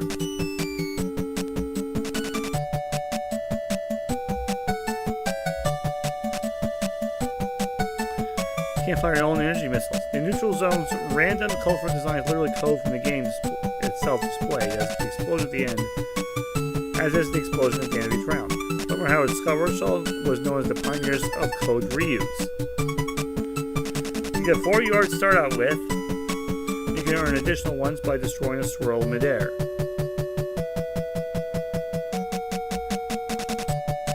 At 70,000, 150,000, and 230,000 points, the game gets markedly more difficult as the swirl changes behavior. The shield changes color to mark the increased difficulty levels from orange to blue, gray, and finally pink. In a twist, the game came with a comic book called Yars Revenge to Hotel Ultimatum, which described the backstory. When was the last time Atari included a comic book package of the game, and signals Atari's perception of increased importance of video games and pop culture. The game also contains a well-known Easter egg. If you kill the swirl, a black line appears from where the swirl was destroyed. Keep the yard position in the lower third of the screen with the black spot on the yard's back over the line, and you'll come to the screen with Rochell's initials. All told, the game significantly moved the bar for what a 2600 cartridge was capable of, and graphics, sound, gameplay, even the interface. You could technically pause the game whenever you were about to start a new level, simply by not pressing the red fire button to begin. That is important notes. I don't think a lot of you natively caught it because I didn't talk about a lot, but that is true.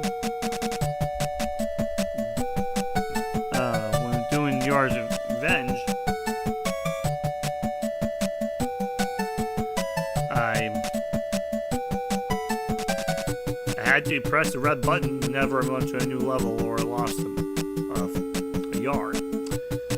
But Chopper Command. Would you buy a game called Copper Command? That's a reasonable question.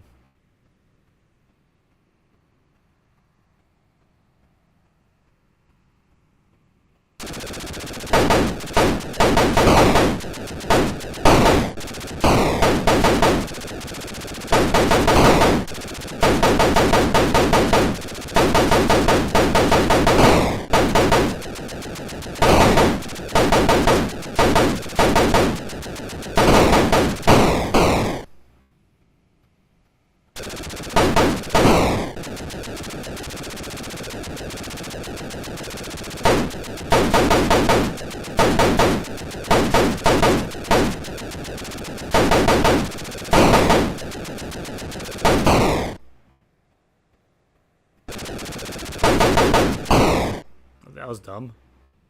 Oh, that's game. That was quick. Okay. Not off to a good start here.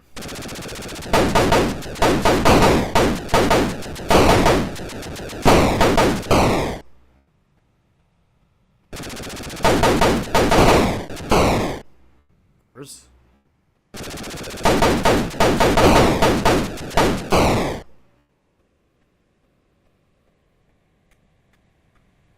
Really bad timing for my nose to start itching. Continue on, new game.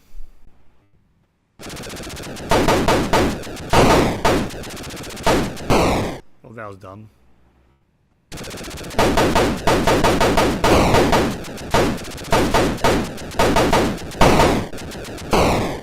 Look, I hit.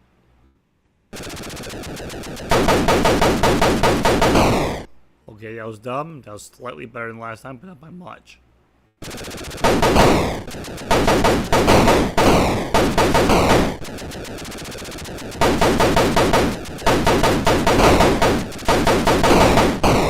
That was dumb.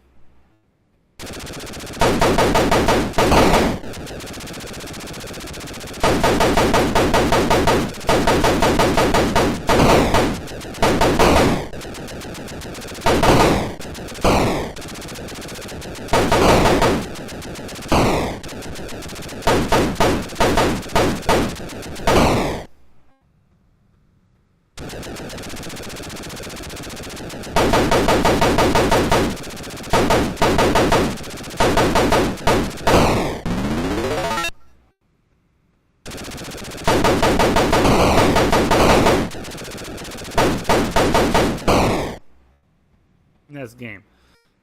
2600. Get it? Okay. We're moving on.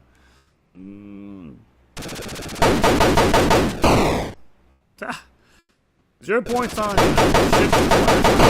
That's a great start.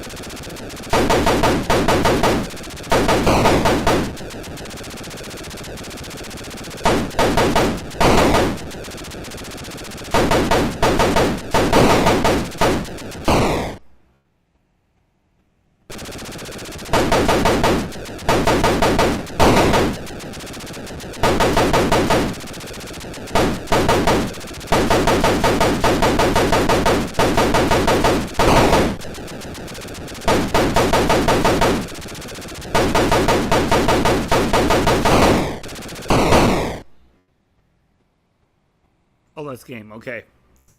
These games obviously go quick when you don't know what you're doing.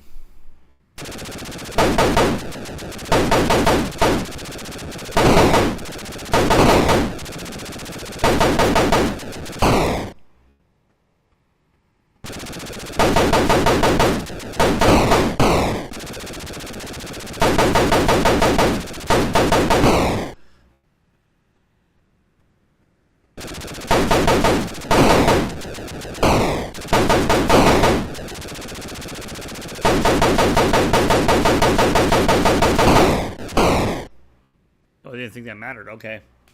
I'm like, hold it. Ship that,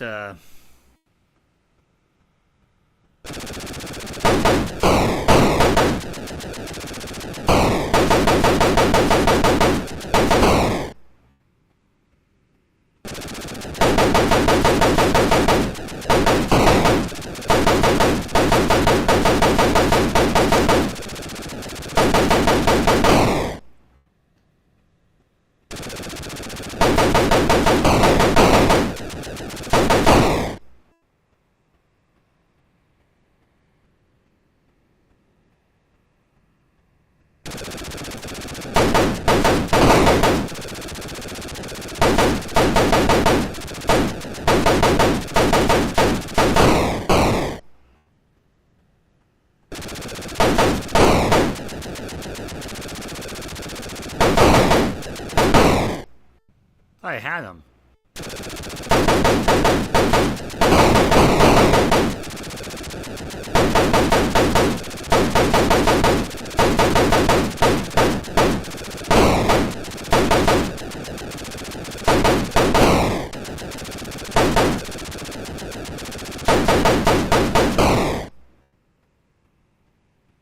Last game. Ah.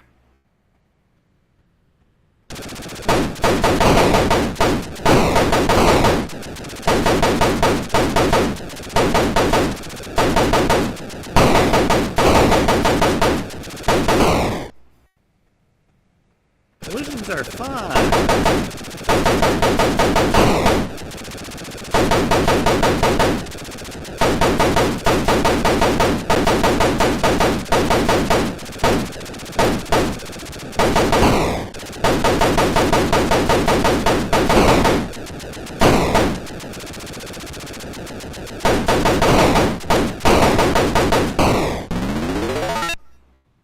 Ah.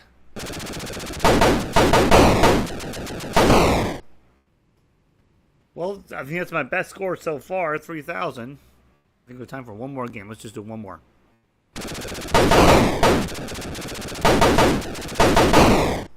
Not a good start.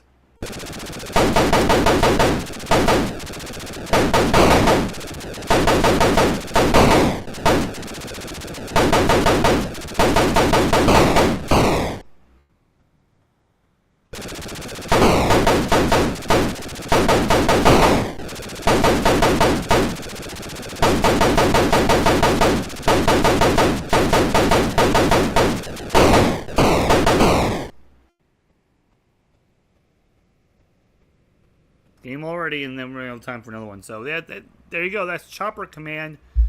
And ladies and gentlemen, we only have one more game to go. But we're going to need... Technically, we're going to need 68 minutes to get show that to you as long as the port. But it's not a straight up port, and we'll explain when we get there. That's a surprise I mentioned in the video description. But first, we are going to take an 18-minute break.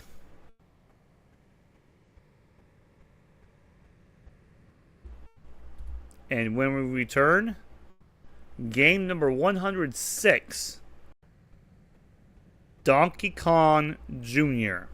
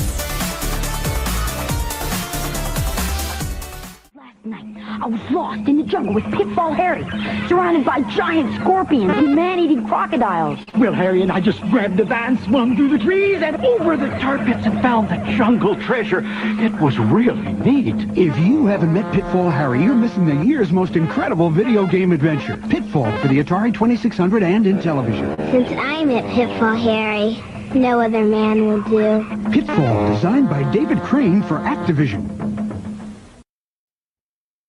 That will be this Saturday. Tomorrow morning. Pitfall, but no Jack Black. And yes, that was Jack Black. The very first person you saw was Jack Black. His very first acting gig. True story. But we do have Pitfall Harry tomorrow.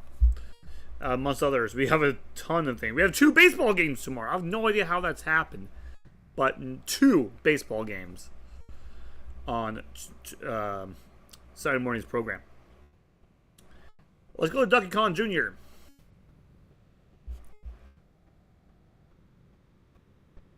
Let me look into it real quick.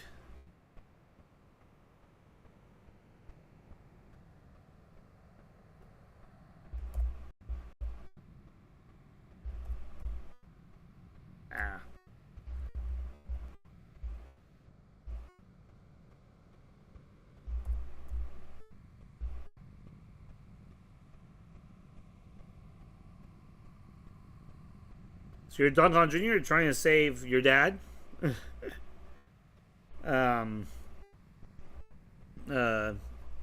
News been enslaved by Mario. I think this is the only time I can think of where Mario was actually the bad guy in Nintendo history.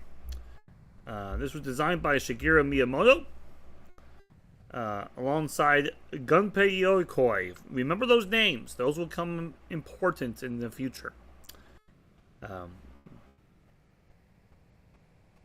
Miyamoto was the one who created graphics.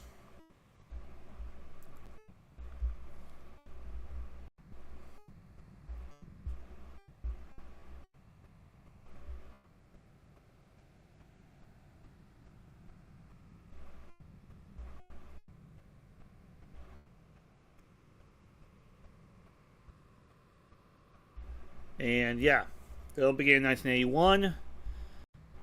Basically, there was a long period of time they trying to figure out what they wanted to do. Eventually, came up with this, and eventually did win with Donkey Kong Jr. Started concerned the normal DKC would be too big for the screen.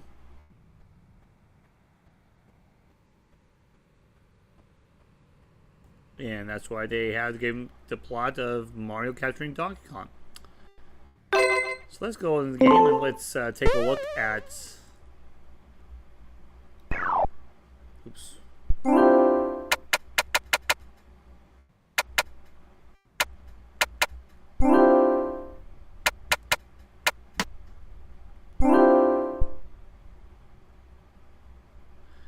We'll have to watch the... I'll check mode later because I accidentally...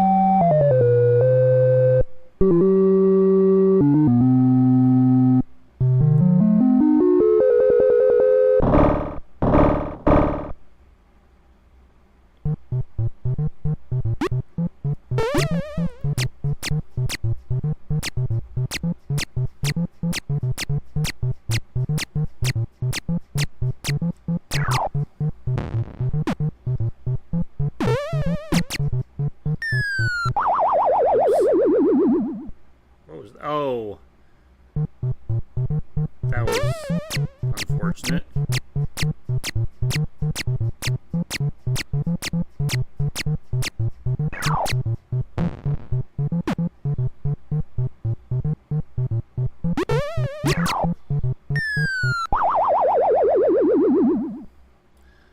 Okay, I think I know what's going on. Okay, that's not...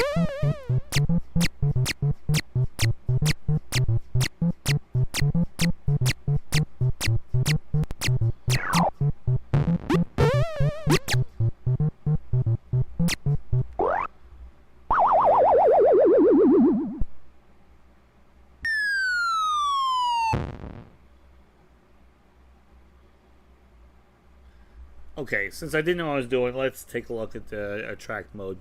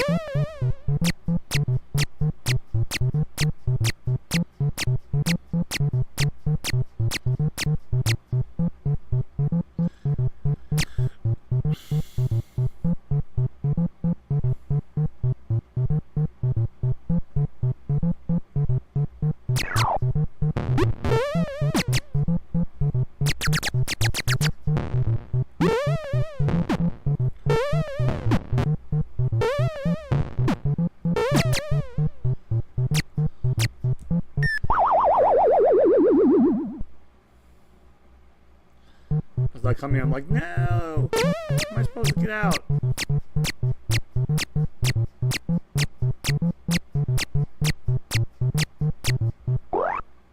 Oh, too early. Let's try and be clever.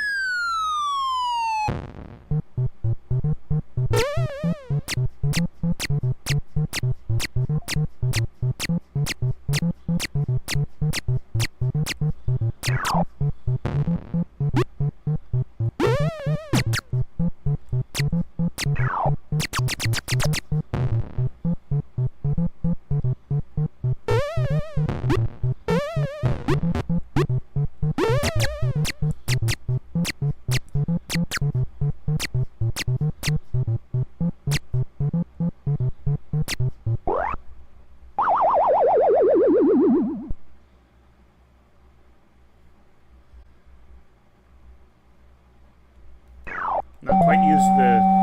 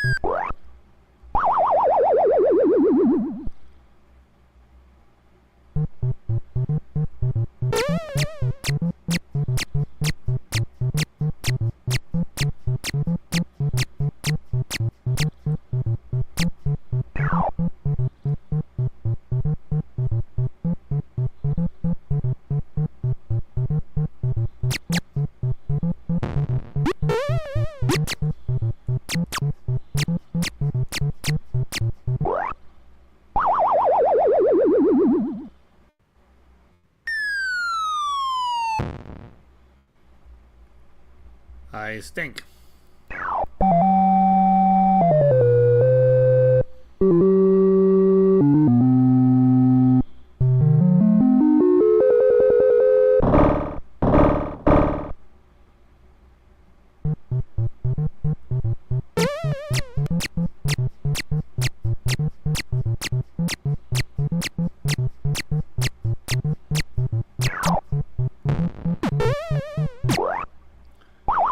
Jump the gun.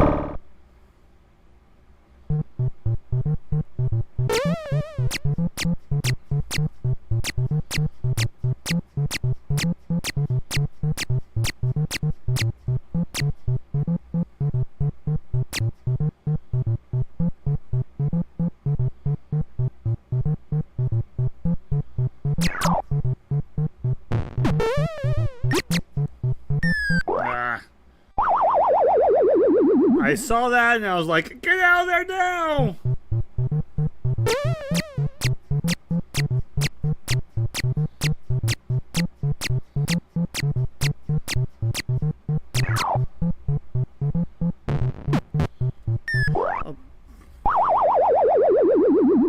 Doesn't take much for fall damage. That's a little bit weird.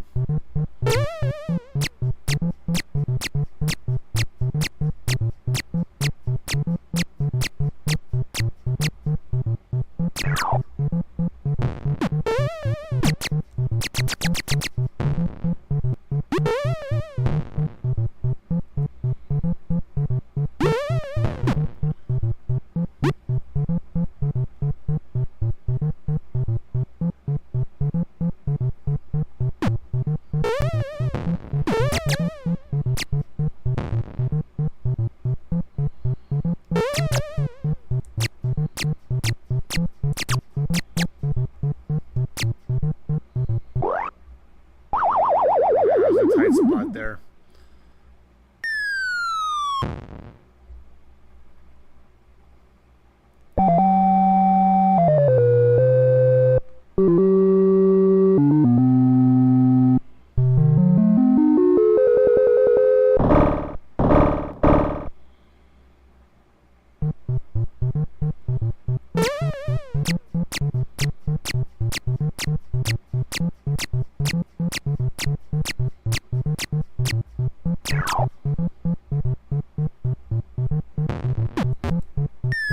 Wrong button.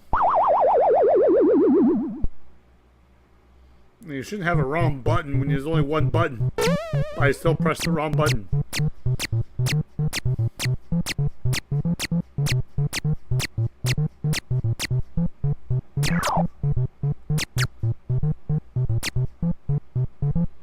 Wow, didn't... I always thought that one was safe. Wow, okay.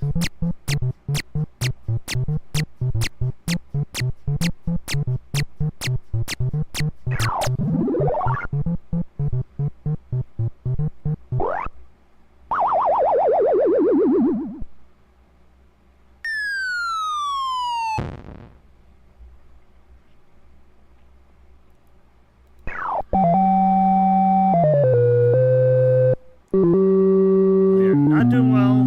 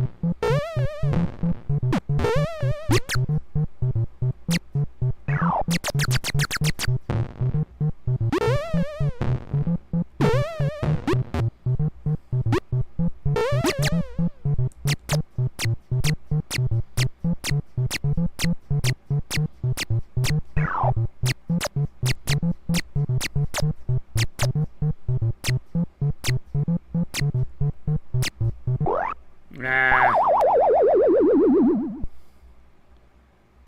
These have a lot to keep track of.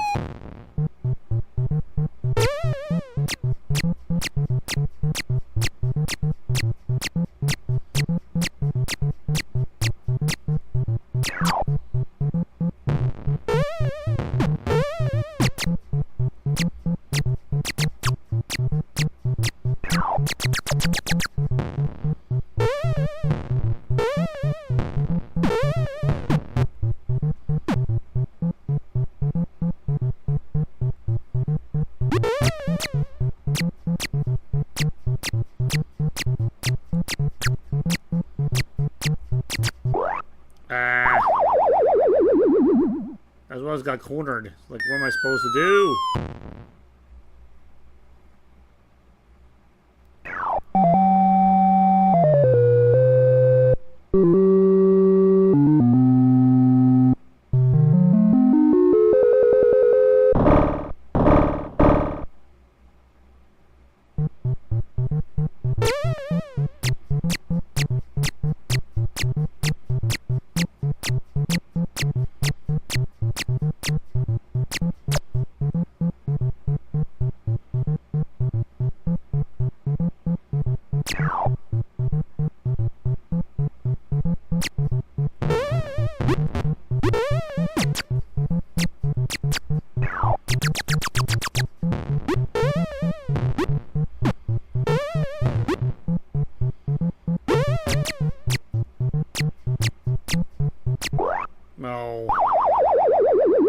go back up, but then things go down.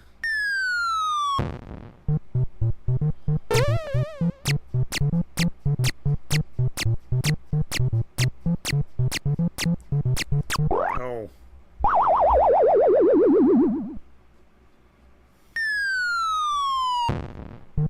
I was trying to dodge, and I dodged wrong.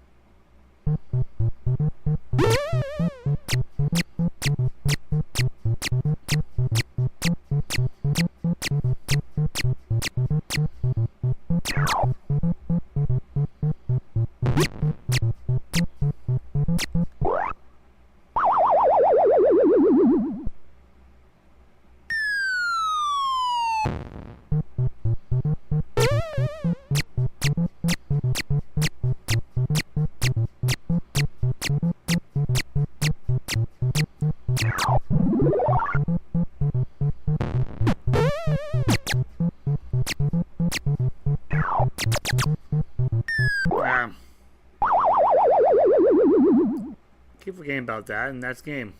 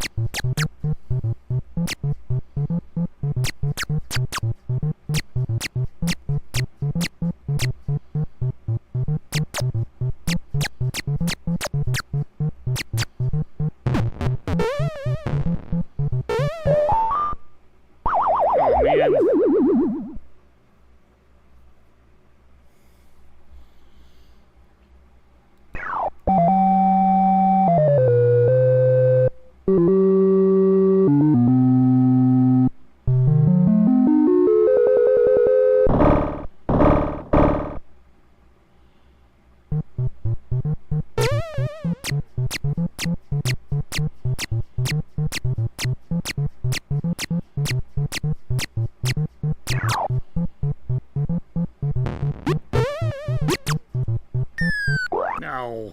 A little too far, that's on me.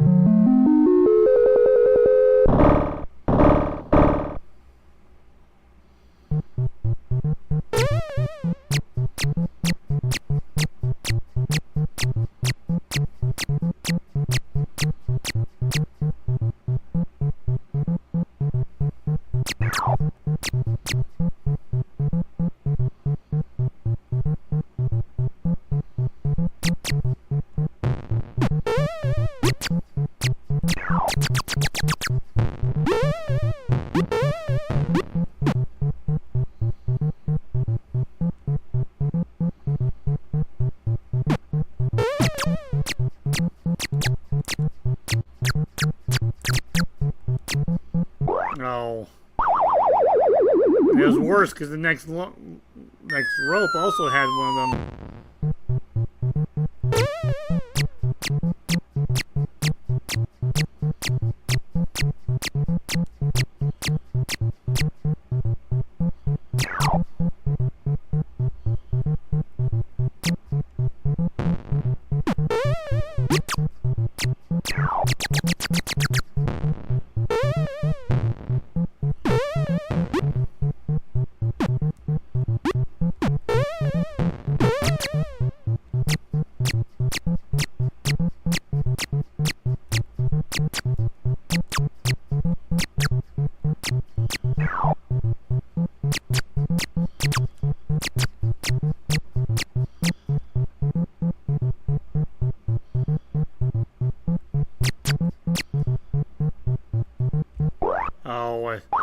I thought I was gonna turn. I jumped the gun.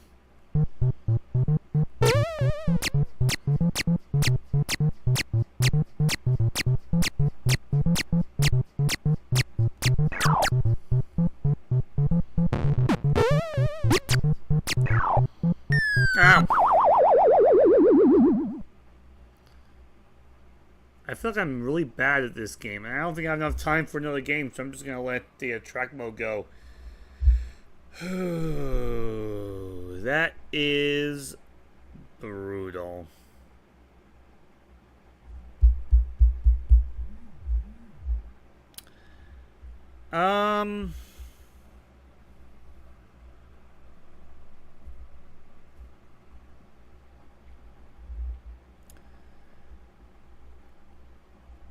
We're gonna take a break. When I come back, the aforementioned surprise.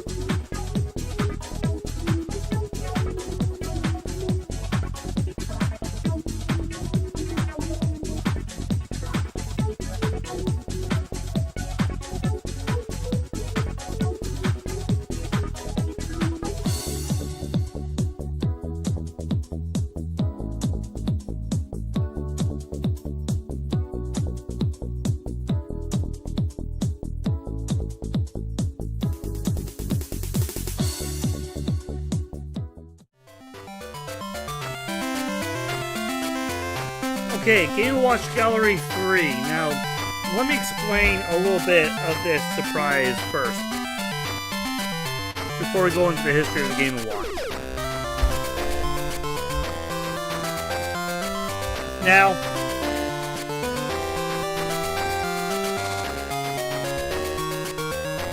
I didn't realize this is so loud.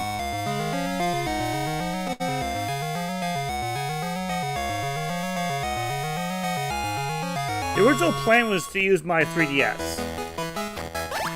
Now, I do have this on my 3DS, but I've been having problems. I'm still having problems getting my laptop to use it. So, while I already have it purchased on my 3DS, in order to get this to work,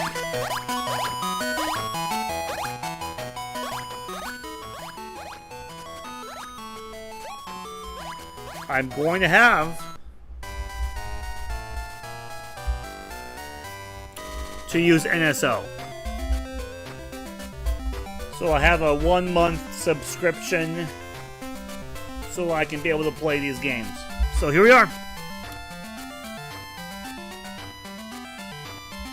Game & Watch Gallery 3 now.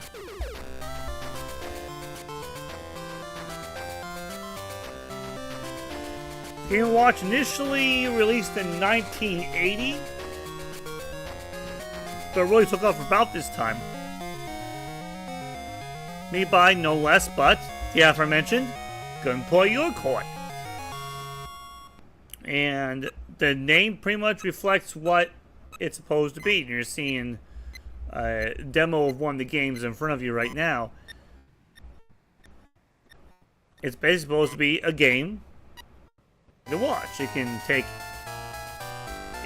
keep time, but you can also play a LCD game on it.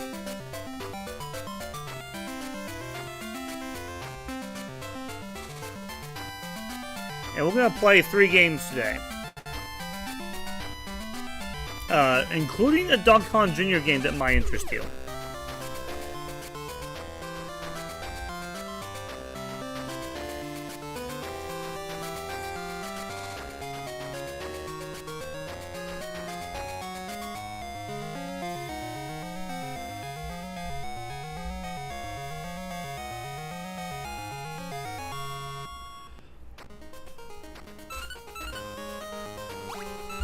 So,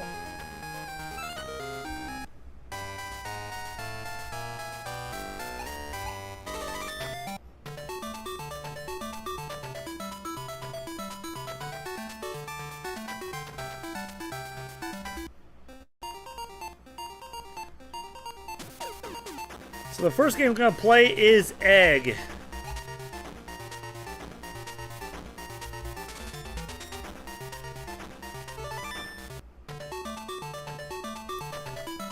Move the character in the middle so he can eat the food rolling towards him from both sides. Don't drop any.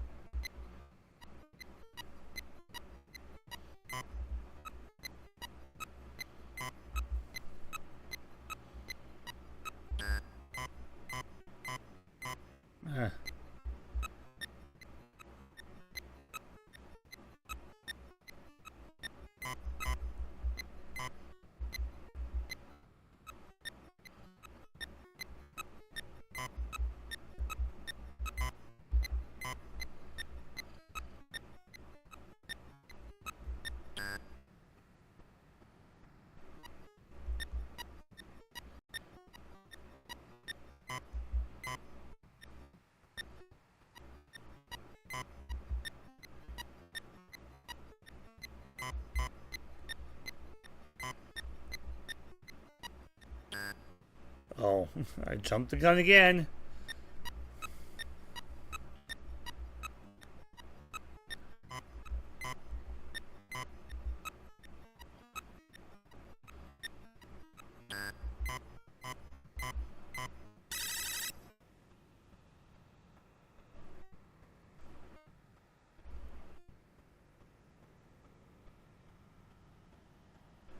Okay, let's try again.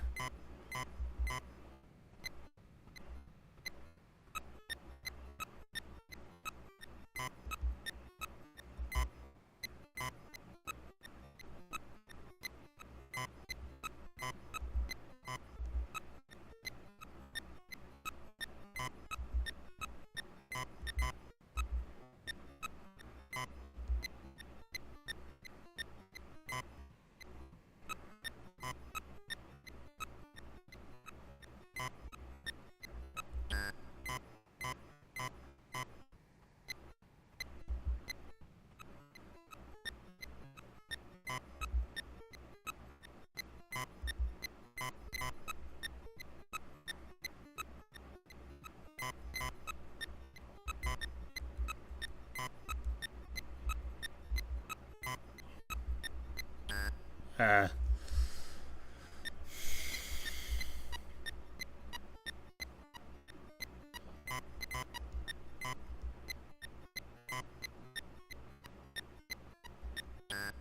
No, jump the gun. So easy to jump the gun in this game. I missed that one. 69 is my high score. See if I can do better than that.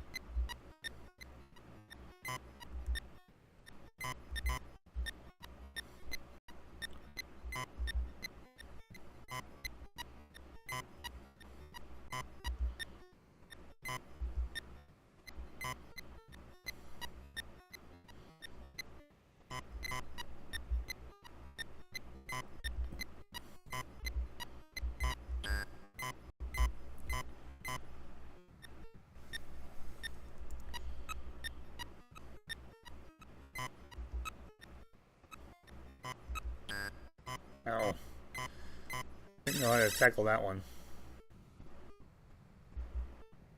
Okay, got to 59, but need another 10 for a 60. Excuse me, a 69. I'm gonna call it.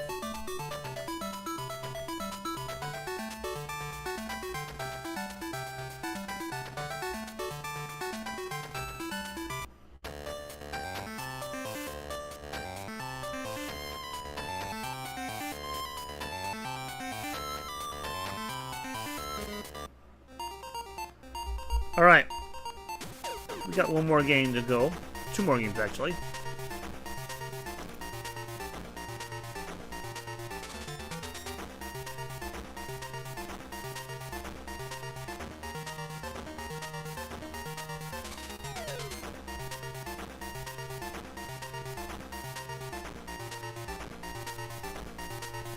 Alright, let's just do Turtle Bridge. Yeah, pack it from the man as on the land to the left and pass it to the man on the island to the right. Then turn to the right. First island and don't fall into the sea.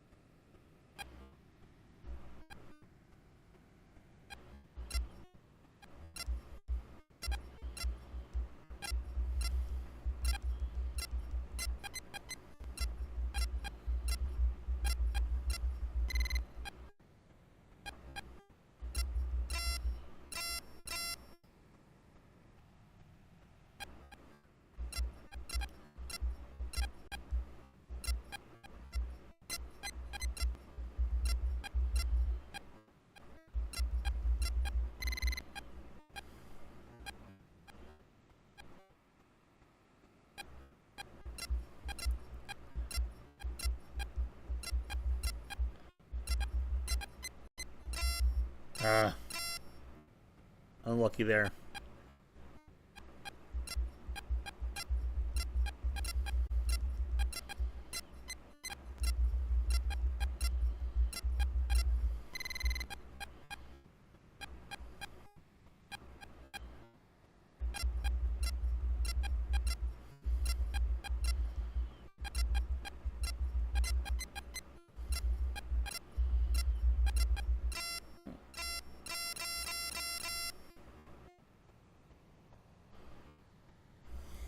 Okay.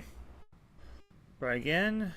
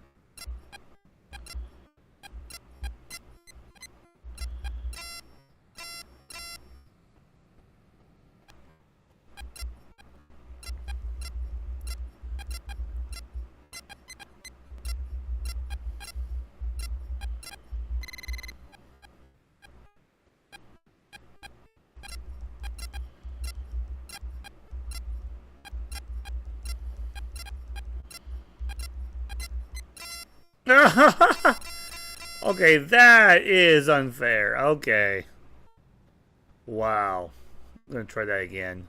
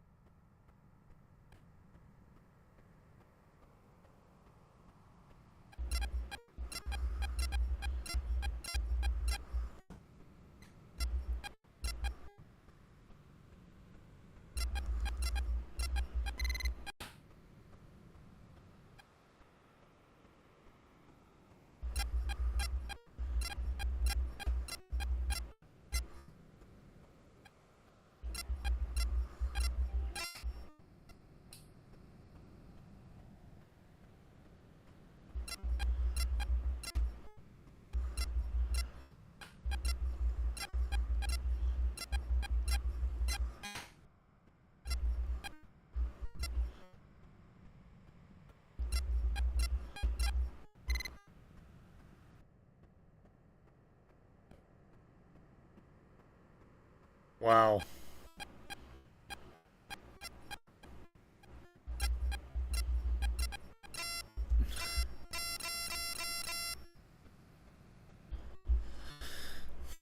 Didn't realize it times you, so you have to go at some point.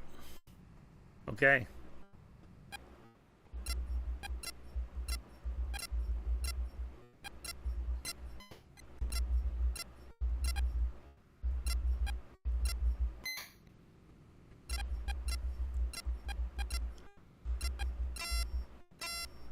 Oh, that's unfortunate. Okay.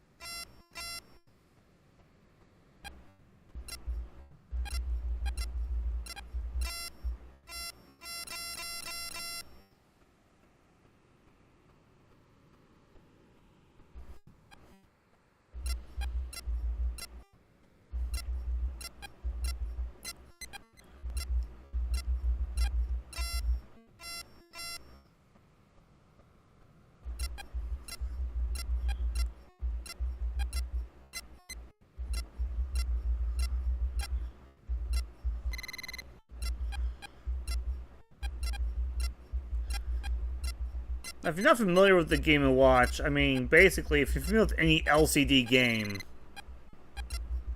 I mean, Nintendo made it kind of more of a premium line, but it's basically one of those. It's not that difficult to understand. Like I said, it's a Game & Watch. It tells time and it plays one game. That's all it does.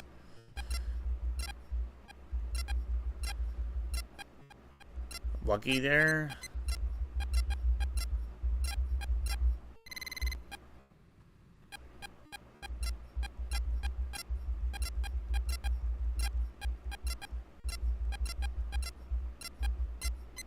Oh.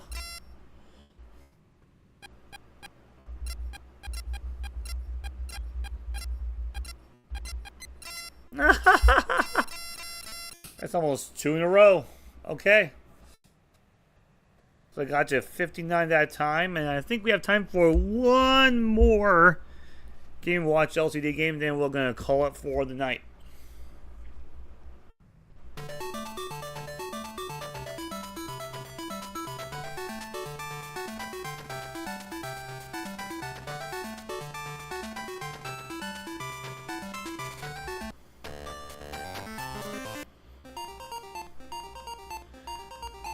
Alright. There was a Donkey Kong Jr. for the Game & Watch. Let's play it.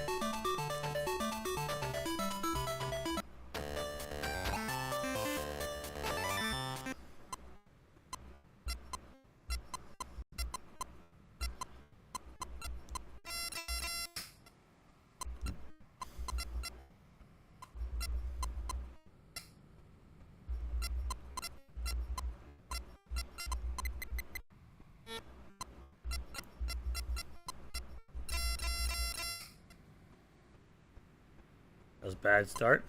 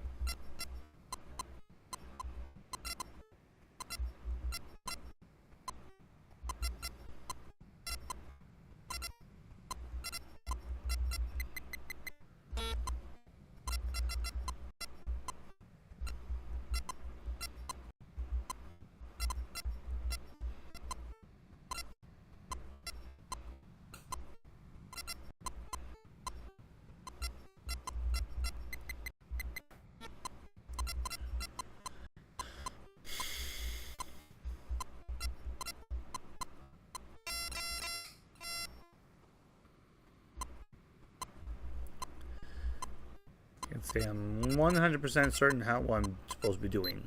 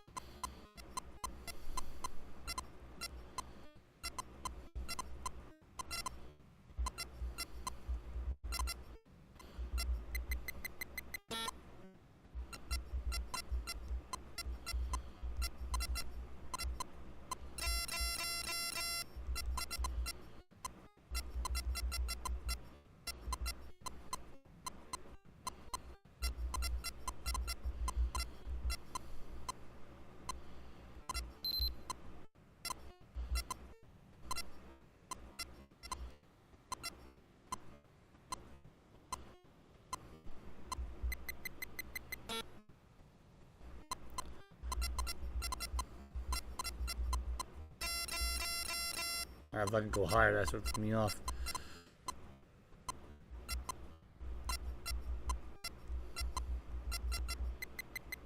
Ah.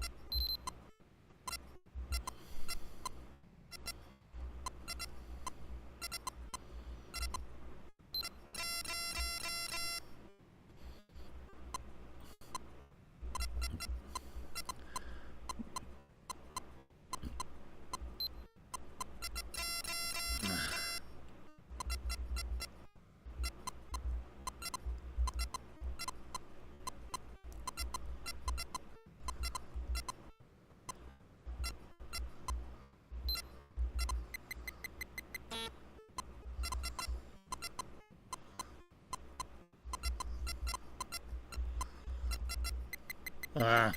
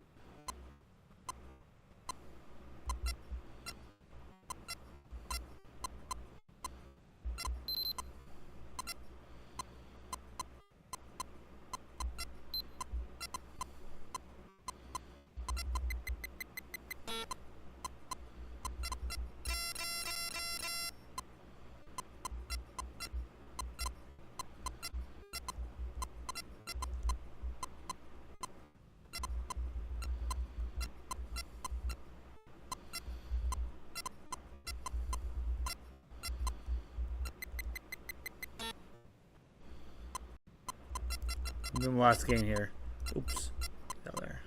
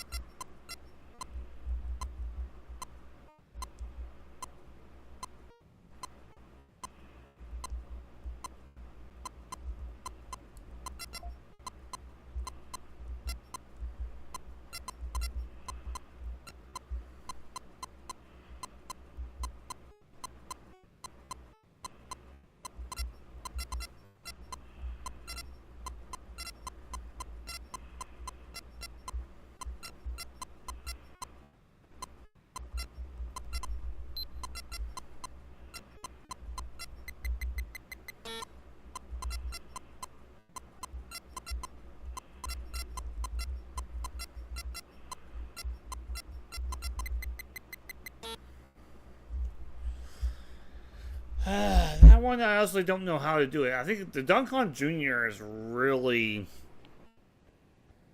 kicking my behind there. So I suppose, yeah, that's basically how we're going to leave it. Ladies and gentlemen, that is 3 of the Game Watch games. We're going to revisit the game and watch one more time for a shorter period of time. 2 more games. First off, Saturday morning, got some more games for you. Joust. Jungle Hunt, the aforementioned Pitfall, that's going to be a big one. Mega Mania. And Super Pac-Man. The 3rd Pac-Man game, or a 2nd, depends if you think this Pac-Man is canon in the Pac-Man series. So we're going back to Pac-Man, and that should be a fun time. Going from 7 to around 11-ish. So, that said, Killed. God bless.